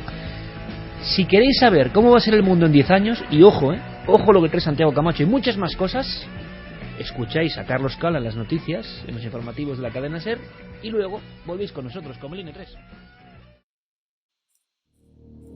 Pero pasemos directamente al misterio, a lo insólito, porque ha habido y mucho esta semana. Ha habido un asunto que ha centrado toda nuestra atención, yo quiero que escuchéis bien todos, porque pocas veces escucha a un policía que ha visto un ovni, objeto volante identificado, y pocas veces se le escucha cuando además ha sido parte de su patrulla la que ha asistido a ese acontecimiento. Y además, os aseguro que hay sorpresas fuertes. Muchas más personas parece que han visto objetos extraños en el cielo en la última semana, coincidiendo con aquella historia que contábamos hace ahora 7 días. Carlos Barroso, nuestro compañero, que alertado por una llamada a la cadena SER, aquí al estudio central, salía a la ventana y observaba sobre Madrid un objeto extraño con 4 picos. Bueno, ese extraño planeta, satélite, ovni, lo que sea, porque parece que nadie tiene la verdad, ha sido visto desde muchos y muy diferentes puntos de la península y las islas. Y vamos a tener a personas desde cada punto de España hablándonos de lo que vieron. De momento escuchamos a Francisco Ellín, policía de Játiva, en Valencia, directamente y rotundamente hablándonos de lo que pudo ver con otros compañeros policías. No tiene pérdida. Hay una patrulla de policía que está ejerciendo sus labores propias de patrullaje y ven algo en el cielo que les llama la atención porque era algo que no habían visto nunca. Entonces me llaman por la emisora del vehículo y cuando voy pues me doy cuenta de que cuando veo aquello que no es el planeta, que no es aquello, es un objeto, estaba bastante alto. La forma que pude visualizar con unos prismáticos pues era como si se tratase de un dedal invertido. Emanaba una potentísima luz blanca, totalmente blanca, muy radiante, y luego por los bordes despedía una especie de azulado que iba de un azul clarito a un azul más tomado, más oscuro.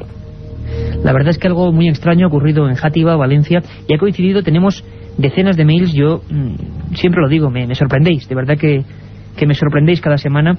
La colaboración ciudadana me ha hecho revivir, bueno, algunas cosas que ya se vivieron en su día aquí en el estudio 1 de la cadena SER, con un mítico presentador y un programa tremendo que era ese Medianoche, años 70, donde la gente era parte del equipo, y habéis demostrado de verdad con creces que sois parte del equipo de Milenio 3. Desde toda España hemos recibido llamadas al contestador, mensajes por vía correo electrónico a ese milenio3@cadenaser.com, un sinfín de historias que hacen que tengamos una visión muy completa de lo que ha pasado estos días en torno al cielo, a nuestro espacio aéreo. Tenemos en Valencia un compañero que lo conocéis de nuestro equipo y que ya ha intervenido 1000 veces, y las que le quedan, porque él ha estado muy cerca del misterio. Se encuentra en la zona, en Játiva. Francisco Contreras Gil, buenas noches. Buenas noches, Iker. Buenas noches a todos los oyentes de Milenio 3. Tocado de la garganta, pero recién llegado hace unas cuantas horas de... Pero al pie del cañón. Donde está la noticia estará SER, donde ocurre el misterio estará Milenio 3. Por supuesto, compañero. Hay más de 700.000 responsabilidades para ello. Desde luego, y a cada una de ellas hay que darle lo mejor. En este caso, lo mejor, pues quizás a nivel de misterio en España ha sido este encuentro ovni. Francisco Ellín, hemos oído sus palabras. No te queremos forzar mucho, Paco, pero cuéntanos qué pasó en Játiva esa noche.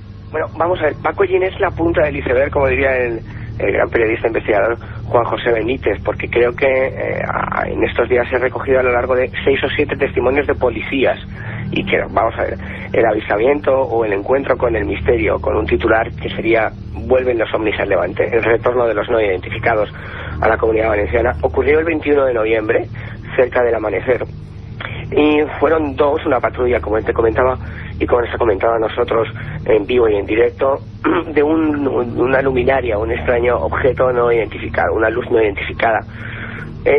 A él le llaman a base, y es cuando puede observar por esos prismáticos todo lo que pasa. Hay más testigos de ese avistamiento que estamos ahora tocando y con los que estamos hablando. Ya daremos cumplida información a través de Milenio 3, pero curiosamente, desde otra localidad muy cercana a Játiva, entre comillas, que es Oliva, otros 4 policías que estaban fuera de servicio logran filmar ese objeto que algunos, entre comillas, han especulado con que fuera la estación internacional, de lo cual si quieres hablaremos un poquito más tarde. Francisco, voy a escuchar una cosa que es importante, creo, para que la gente se haga todavía, sea más consciente de lo que se vio, de lo que se pudo filmar días después en una región muy cercana. Tendremos al testigo, al hombre que filmó ese objeto, varios objetos, es lo curioso, varios objetos, pero Francisco Ellín, como tú decías, ha sido el epicentro, digamos, la noticia que ha saltado como un resorte en los medios de Levante, y nos hablaba no solo de ese aspecto de dedal invertido,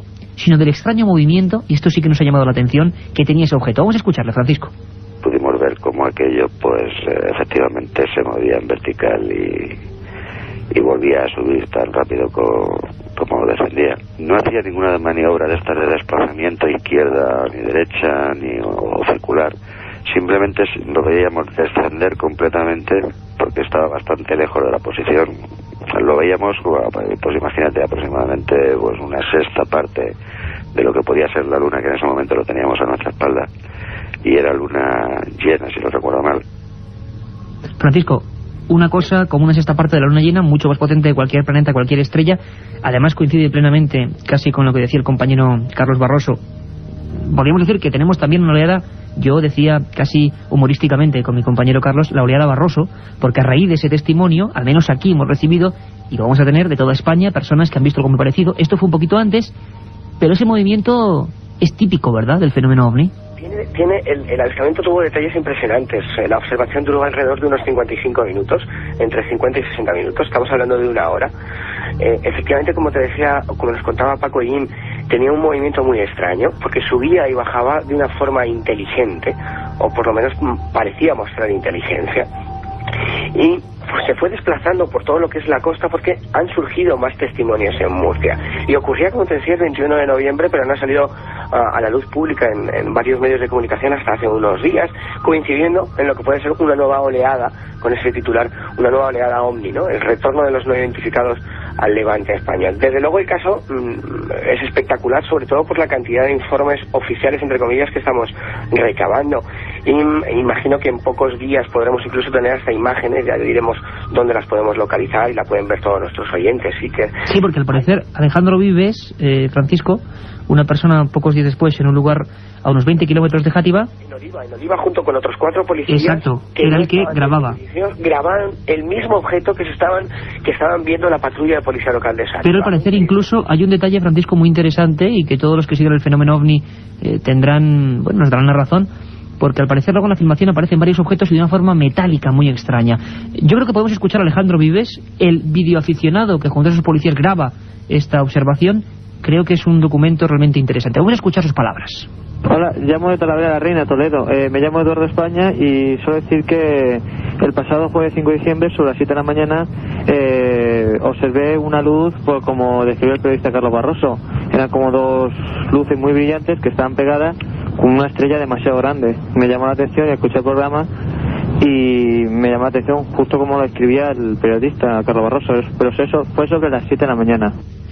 Una cosa, este testigo era realmente una persona que desde Talavera, era una de las listas de testigos que teníamos, había observado algo muy parecido, en las mismas fechas, pero ahora sí tenemos a Alejandro Vives, que vio algo muy parecido también, pero que lo pudo grabar, tuvo esa fortuna, desde Oliva, como decía el compañero Francisco Contreras, y que además había policías al mismo tiempo observando aquella visión. Incluso parece ser, Francisco, que hubo en ese momento hasta 20 testigos, lo comenta Alejandro Vives, en el mismo momento de la observación.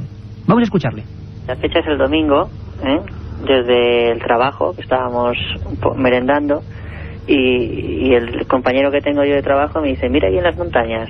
Y ahí en las montañas habían, pues, 3 luces, no, me da la sensación de nubes, doradas, muy grandes y muy bajitas, y estaban estáticas, quietas, ¿no? Entonces, pues yo ya, caramba, pues eso no es ningún tipo de avión, ninguna, eso está parado ahí, y qué raro. Y comienzan a moverse hacia arriba y hacia abajo, tienen unos movimientos, y mientras yo estoy mirando a este chico, eso que filma, ¿no? Y bueno, si ya voy a avisar a más gente, y somos unas 20 personas observándolo, y después cuando nos enseñan la cámara lo que ha grabado, sale pues algo metálico, ¿no? Una especie de, en efecto, lo que conocemos como disco o tubo cromado, no sé, algún trasto que no sé lo que es. La otra realidad. Milenio 3. En la cadena SER.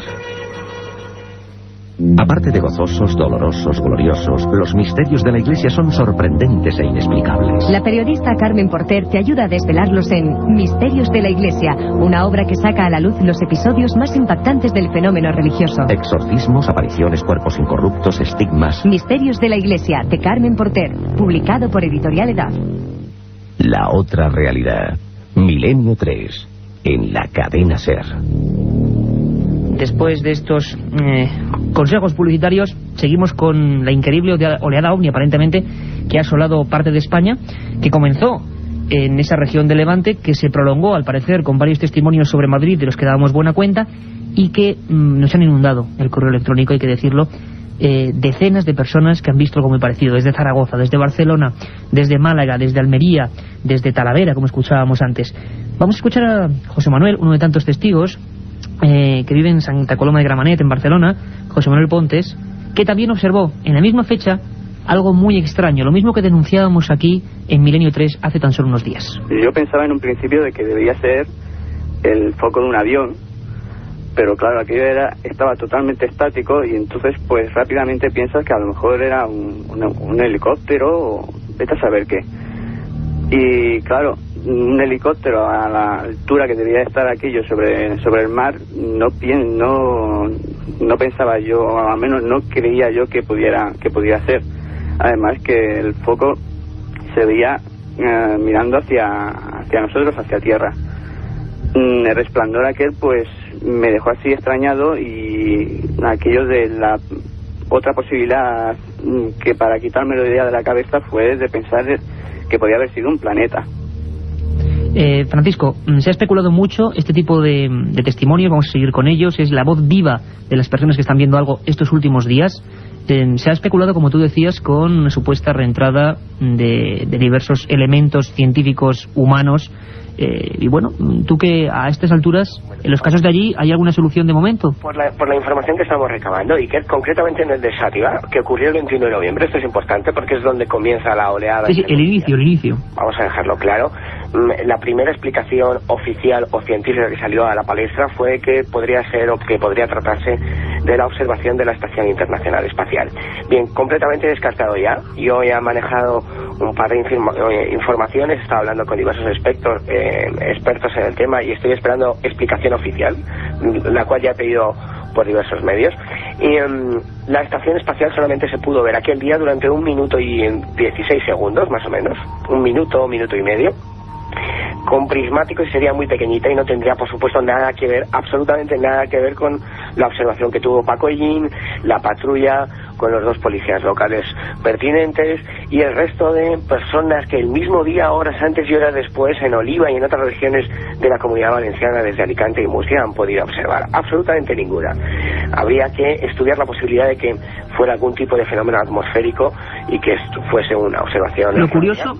Estamos intentando contrastarlo, o que estuviésemos con la reentrada en la atmósfera de chatarra espacial. Lo curioso, Francisco, que te voy a decir es que también casi todos los testigos, la mayoría de testigos de después del inicio de la de Valencia, lo que hemos recibido son objetos bastante inmóviles, cosa que da mucho que pensar.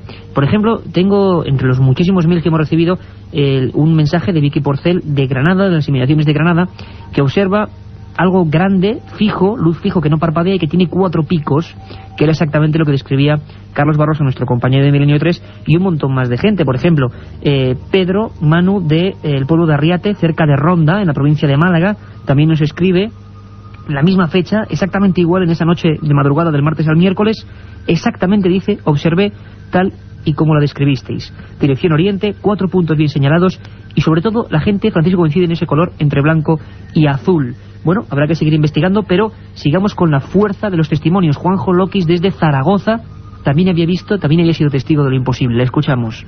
Era un objeto estático, como una luz muy grande, era más grande que una estrella, más pequeño que la luna. El destello que parecía que eran como 4 puntas, pero vamos, más me inclino por el destello, y la verdad es que era grande, era más grande que una estrella que se pueda ver normal y corriente. Escuchando el programa la semana pasada, escuché que un experto decía que si eran 2 planetas. La verdad es que yo no me lo creí, sinceramente, con muchos respetos para esa persona, pero no, eso tampoco era para mi parecer no era tampoco un planeta. La verdad es que la hipótesis astronómica es la primera que barajamos. Parece ser que el tipo de luz, la intensidad, la fijeza, parece que no se corresponde, no había ni siquiera el movimiento típico astronómico, con algunos estudios que nos hacían compañeros como Rafael Cabello, que pensó que podía tratarse de las lunas de Júpiter. En este caso no, parece que es algo mucho más grande y tan extraño como que, por ejemplo, los policías de Valencia, de esa costa levantina, pues dijesen abiertamente que nunca habían visto nada parecido. Si te parece, Francisco, terminamos un momento este giro por España. Luego quiero preguntarte un par de cuestiones, a ver a ti, ¿a qué te suena todo esto? Tú avezado en perseguir este misterio por toda la piel de toro. Acabamos en las islas, que a veces las dejamos siempre aparte. Sabemos que tenemos un sinfín de amigos en Canarias y en Baleares. Acabamos con testigos desde Las Palmas. Escucha bien, Francisco, lo que vieron. 5:30 hora canaria de aquí, al sur de Tenerife, encima de Las Palmas de Gran Canaria, justo bajo el horizonte, empieza y es impresionante porque es como un faro de un coche, solo un faro, y le está observando todos los días y si ahí trazamos una perpendicular, va ascendiendo, claro, de una forma muy despacito, que justo a las 8 de la mañana, 9 horas península, aunque hay sol, aún se observa arriba del horizonte. Francisco, todo tipo de testimonios, todo tipo de personas, nos hemos visto invadidos por la gente que parece que, bueno, que vivimos esos momentos concretos de oleadas que hubo hace ya mucho tiempo, que nos hayamos olvidado de ellos. Bueno, seguiremos indagando.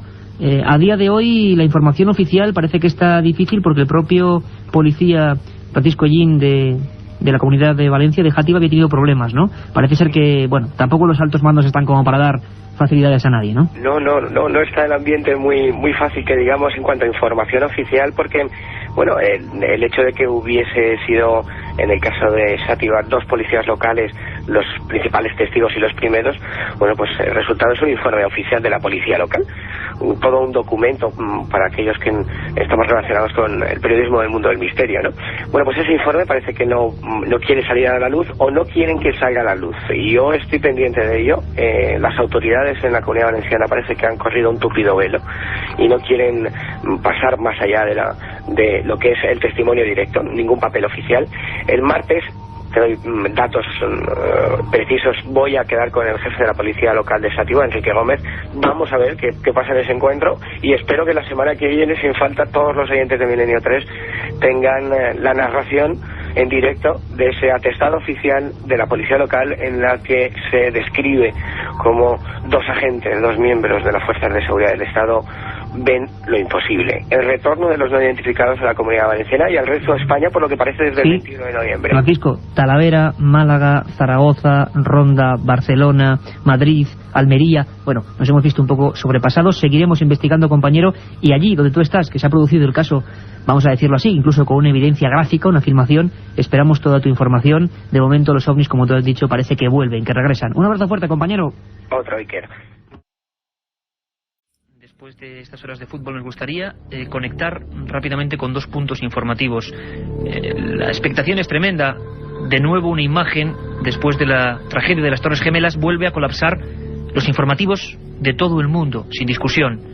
Vamos a saludar en Washington a Javier del Pino para saber sociológicamente cómo sigue afectando, más o menos unas 36 horas después del incidente, a ese país. Lo haremos de una forma concreta porque luego también nos sumergiremos en Internet, un mundo. La diferencia de cuando ocurrió la tragedia del Challenger es que no había Internet, y ahora ya se puede decir que se está supurando ya las primeras teorías conspiranoicas, seguramente falsas, por supuesto, pero es curioso ver cómo también muchas personas, millones de ellas interconectadas en la red, empiezan a especular por su cuenta con qué habrá ocurrido. Escuchamos a Javier del Pino. Buenas noches. Buenas noches. Dicen los sociólogos que Estados Unidos lleva algo más de un año preparado para sobresaltos. Desde el 11 de septiembre a veces da la impresión de que el tiempo que pasa es tiempo en el que no ha pasado nada, porque todos daban por hecho que habría más atentados. Pero el país no estaba preparado para esto. Hace 17 años, cuando explotó el Challenger,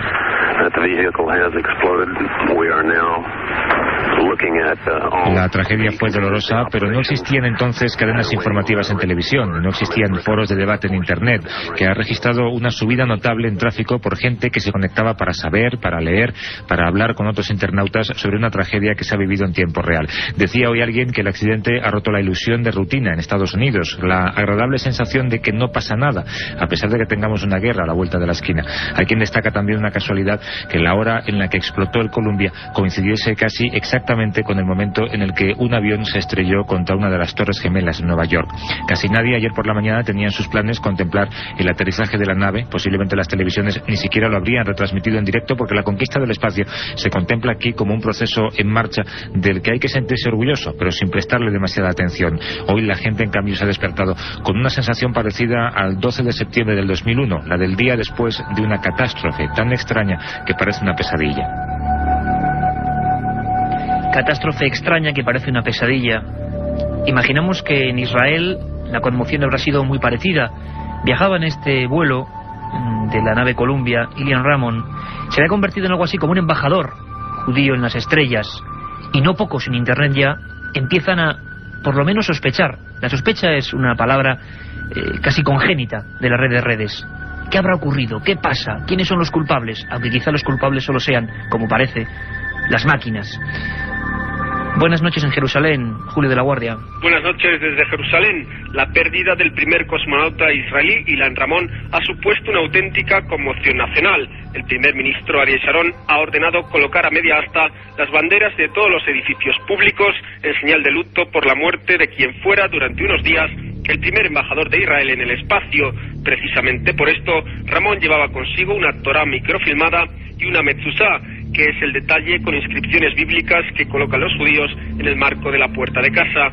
Además, la ministra de Educación, Limor Livnat, daba una directiva a todas las escuelas públicas para que éstas dedicaran una hora de clase a discutir sobre el personaje que ha dejado de ser uno de los principales símbolos del país para convertirse en un auténtico mito nacional. A pesar de la tremenda consternación causada por esta experiencia frustrada, Ariel Sharon ha asegurado en el Consejo de Ministros que Israel tardará poco en enviar nuevos embajadores al espacio. Conmoción en esos dos puntos cardinales importantes. Santiago Camacho es nuestro conspiranoico particular, lo conocéis todos en ese Milenio 3 segunda edición que hacemos siempre de 3 a 4. Además ahora acaba de sacar un libro estupendo, Las 20 grandes conspiraciones. Hablaremos mucho de él y con él, pero en esta ocasión le hemos mandado un pequeño cometido. Yo cuando ayer veía las imágenes y todo nuestro equipo veía las imágenes, dijimos, hay que cambiarlo todo, radicalmente. Y vamos a intentar descubrir por qué este mundo, decíamos, es tan hermético y cuántos misterios. Va a ser imposible en media hora, lo haremos en más ocasiones, pero vamos a intentar mostrar a la gente que este mundo sigue siendo una esfera un tanto enigmática.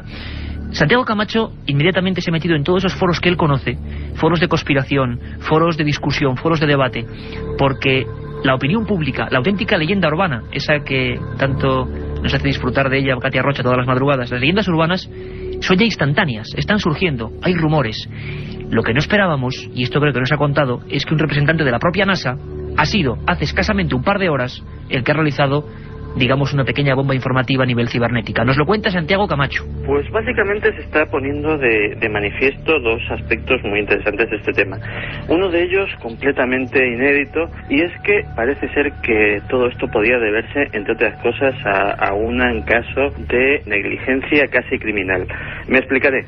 Don Nelson, ingeniero de la NASA durante 36 años, escribió recientemente, ni más ni menos que al presidente Bush, para pedir una moratoria en las misiones de la lanzadera espacial, puesto que los recortes de presupuesto estaban haciendo que las medidas de seguridad se estuviesen relajando excesivamente. No se le hizo caso y bueno, él vaticinaba una catástrofe en una de las futuras misiones, algo que desgraciadamente se ha hecho realidad. Por otro lado, otros conspiranoicos están barajando la posibilidad de que en un futuro se pueda utilizar este desgraciadísimo incidente como uno de los muchos pretextos para la guerra futura contra Irak, pensando en que un análisis no demasiado independiente pudiera llevar a la conclusión de que había habido un sabotaje donde en realidad ha habido un accidente. Internet que hierve en todo el mundo con suposiciones muchas veces completamente erróneas, pero que nos demuestra qué importante para la opinión pública a partir de ahora es este mundo informático y ultrademocrático en el que cualquiera puede decir a cualquiera cualquier cosa. Recordáis seguro a Yuri Gagarin, ¿verdad? Y vamos a dedicar lo que resta del programa sobre todo a los astronautas rusos, el mundo más cerrado en sí mismo, los que no informaban nunca de casi nada, y ahora periódicos como Pravda, basta decir que era la voz de la Unión Soviética, empiezan 50, 40 años después a desvelar historias dignas del misterio, dignas de la ciencia ficción, pero reales. con hombres y fallecidos reales. Vamos a dar hoy sus identidades, vamos a comentar sus circunstancias.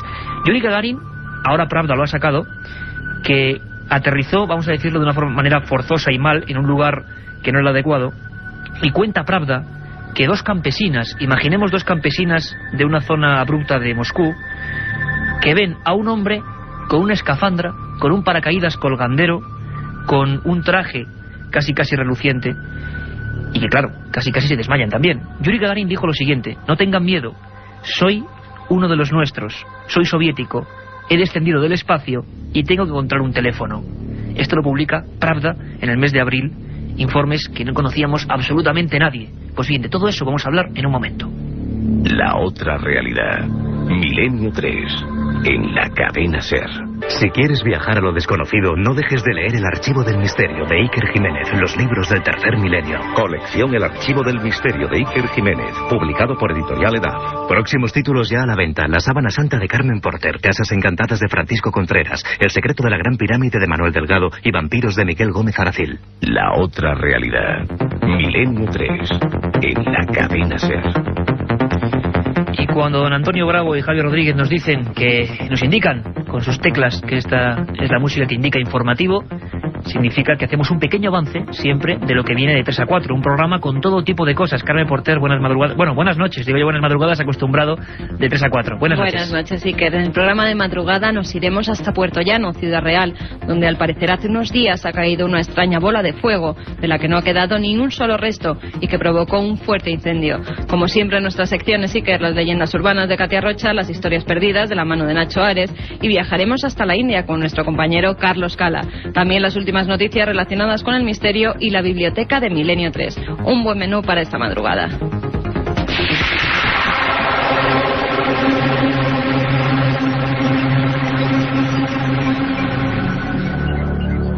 Hablábamos de antes de Yuri Gagarin, un auténtico héroe nacional que ahora quizás se ha visto un poco soliviantado por informaciones realmente dramáticas. ¿Quién ha hecho estas informaciones al diario Pravda? ¿O quién ha ayudado a conseguir esta información claramente misteriosa y conspiranoica, como diría nuestro compañero Santi Camacho? Bueno, ha sido Mikhail Rudenko, ingeniero, y esto es tremendamente soviético, porque vean cómo suena, de la Oficina Conceptora Experimental 456 de la región de Khimki.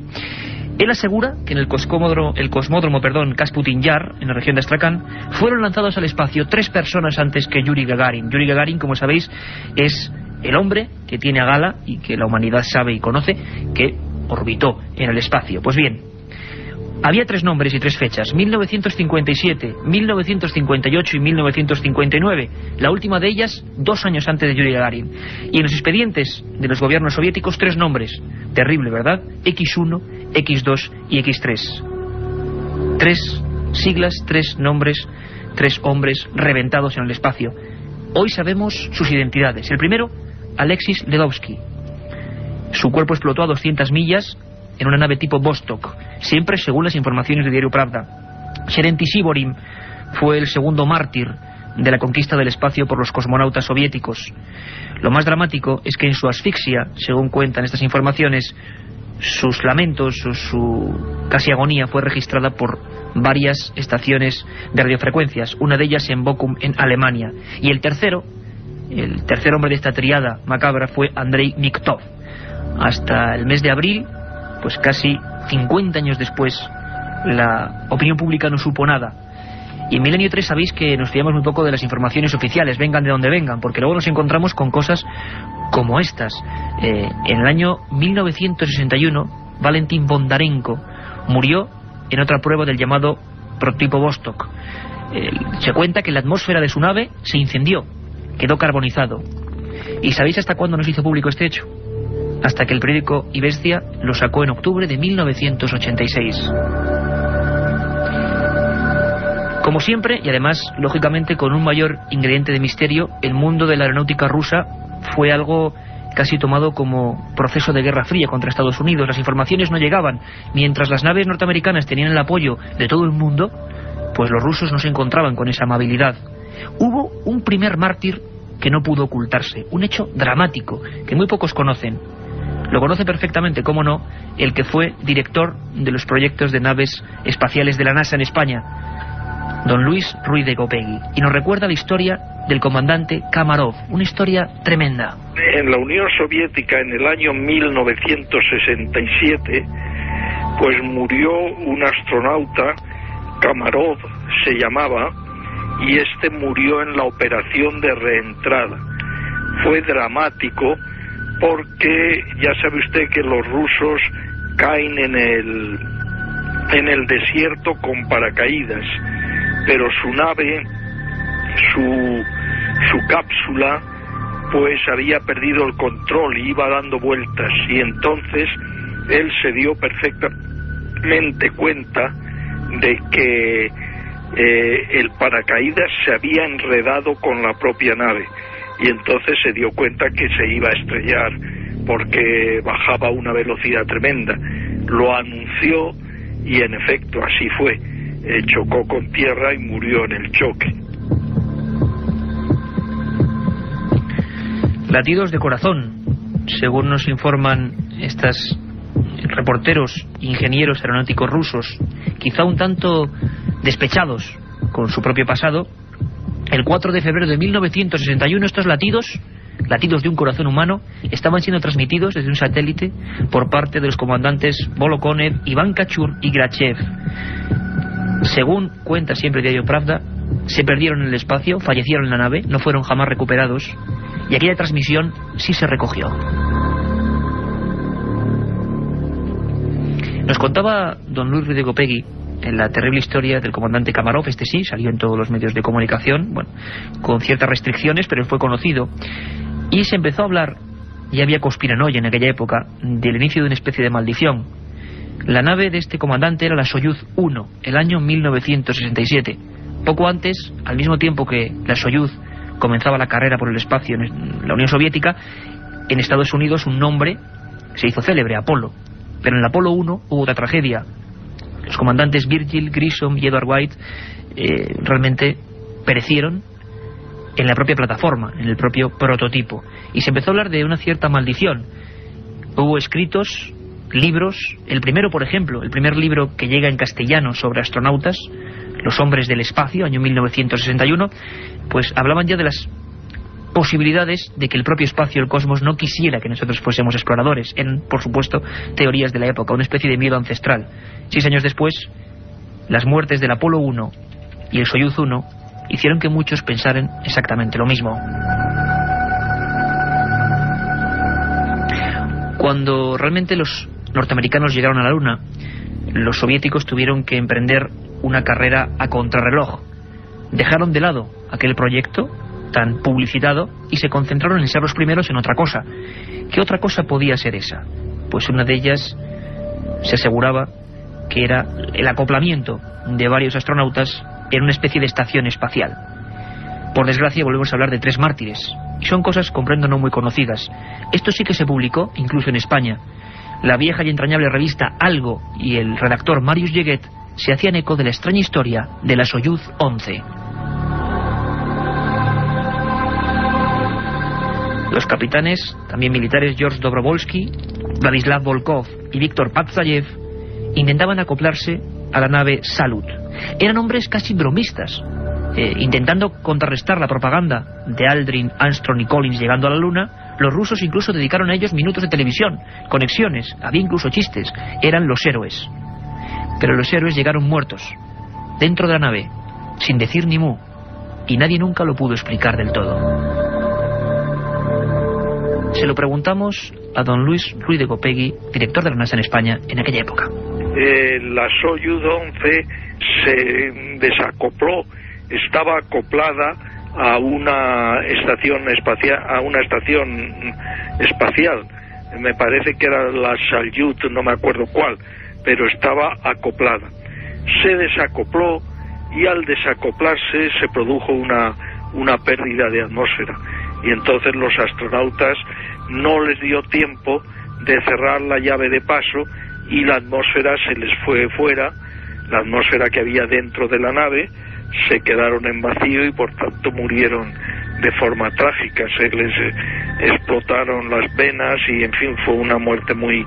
Y luego ya cuando cayó a tierra, ya en el centro de control sabían perfectamente que estaban muertos porque no respondían a sus llamadas y porque ellos habían observado en la telemedida que se habían quedado sin atmósfera. Sabéis que hay un mail, milenio3@cadenaser.com, un contestador 915324532, y que damos todo este equipo buena cuenta de todas vuestras sugerencias y peticiones, críticas, alabanzas, lo que queráis. milenio3@cadenaser.com. Estamos imbuidos, se ha convertido este estudio 1 de la cadena SER en una auténtica nave espacial, en tierra eso sí, pero con la imaginación y con las esperanzas en el cosmos. Hablábamos de esas 3 muertes y yo me imagino a los reporteros incluso de televisión, a las personas ingenieras aeronáuticas rusas, cuando no comprendían cómo Volkov, Dobrovolsky y Patsayev no respondían, cómo habían sido tan ufanos en lo que era el trayecto de vuelta y cómo durante horas no respondían, casi lo que ocurrió desgraciadamente con el Columbia. En este caso el drama fue mucho mayor. Se habló de lo que comentaba don Luis del Gopegui, pero mucha gente lo negó, habló de otras cosas, se especuló en su día incluso con experimentos de cobayas humanas. Aquellos 3 hombres no llevaban escafandra, estaban sin los trajes protectores, los 3 con el cinturón puesto, los 3 muertos, en pleno silencio. Fueron enterrados como auténticos héroes de la nación. Volkov, Patsayev y Dobrovolsky, una de las historias más extrañas de la aeronáutica rusa, Soyuz 11 en 1971. Una muerte brutal, según nos comentaba don Luis de Gopegui. Y esas especulaciones continuaron y fueron fomentadas incluso en Estados Unidos. Propaganda, misterio, autenticidad. Uno de los periodistas que más se metió en esta historia fue Frank Edwards. Y me vais a perdonar, pero es que estas historias son reales, pero parecen pura ficción. Frank Edwards, reportero que hizo varios libros, tenía encargado a su editor una edición de un libro que según iba a ser un gran bestseller: Los misterios de la aeronáutica rusa. Contaba o quería contar Frank Edwards en ese borrador que jamás se publicó después y que hizo patente o difundió uno de sus editores, que tenía información secreta en el año de 1968 sobre pruebas realizadas adrede negativas sobre los cuerpos humanos de los soviéticos. Quizá no solo se refería a Volkov, Patsayev y Dobrovolsky, sino a otros muchos, quizá a los primeros X1, X2 y X3 que reventaron el aire antes de Gagarin. Quizá quería publicarlo en el 68 Frank Edwards. Frank Edwards apareció en su viejo coche con un tiro en la cabeza. Y después, en esta historia extraña del mundo de la aeronáutica, nos tenemos que ir evidentemente a el Challenger. Esa historia que realmente recordamos todos en una imagen patética, tremenda, esa historia de esos 7 valerosos hombres que perdieron su vida. También aquí hubo misterio, también aquí hubo gente que dijo que lo predijo, pero claro, es muy sencillo poder decir a toro pasado que uno, como si fuera un Nostradamus cualquiera, pero en falso, pues realmente ve cosas. Pero hubo un escritor, Jenny Randles, que lo dejó por escrito 3 años antes. Javier Sierra nos lo cuenta. Ella tuvo un sueño muy particular y lo escribió. Habló de que ella había visto cómo de noche salía el transbordador espacial hacia el espacio y que aproximadamente 1 minuto después del lanzamiento uno de los depósitos de combustible ardía y explotaba la nave en vuelo. Claro, salvo el detalle de la noche, el resto de los detalles son muy ajustados a lo que después ocurrió, y esto pues tuvo en jaque a esta mujer durante varios meses, que se dedicó a recoger otras experiencias similares de personas que también habían soñado con el accidente del Challenger, pues aproximadamente desde hacía 1 o 2 años antes de que tuvieran lugar esos acontecimientos. Incluso en registros como el Registro Central de Premoniciones, que es una iniciativa que lleva muchos años funcionando en los Estados Unidos, se registraron varias notas haciendo alusión a la eventual explosión de un transbordador espacial. Lo que no coincidía en aquella época, porque muchos de aquellos sueños hablaban de un accidente cuando el transbordador espacial regresaba de una misión espacial, lo que no se ajustaba a lo que ocurrió en 1986, desde luego se ajusta como un guante a lo que ha ocurrido hace apenas unos días. Jenny Randles, que escribía en noviembre del 83 esa premonición, ese estallido del Challenger. Bueno, historias que quedan ahí paralelas, que es mejor casi redundar en ellas, pero que pertenecen a la historia de estos fenómenos. Una cosa de la que hablaremos seguro los fenómenos extraños en torno a astronautas, y hay documentación que os va a sorprender, es por ejemplo los cambios de conciencia que se producen en muchas de estas personas. Uno de ellos, por ejemplo, fue Edgar Mitchell, del Apolo 14. En febrero del 71 tuvo una misión increíble: experimentar telepáticamente, y esto se publicó en todo Estados Unidos. Nos lo cuenta también Javier. Este hombre tenía que ser sujeto tanto emisor como receptor de las ondas telepáticas de un supuesto dotado paranormal muy conocido en aquel entonces en Estados Unidos, llamado Olaf Johnson, que debía transmitir mediante el poder de su concentración las imágenes típicas de las cartas Zener, unas cartas que se utilizan en experimentos telepáticos desde hace muchos años y que recogen imágenes geométricas muy precisas.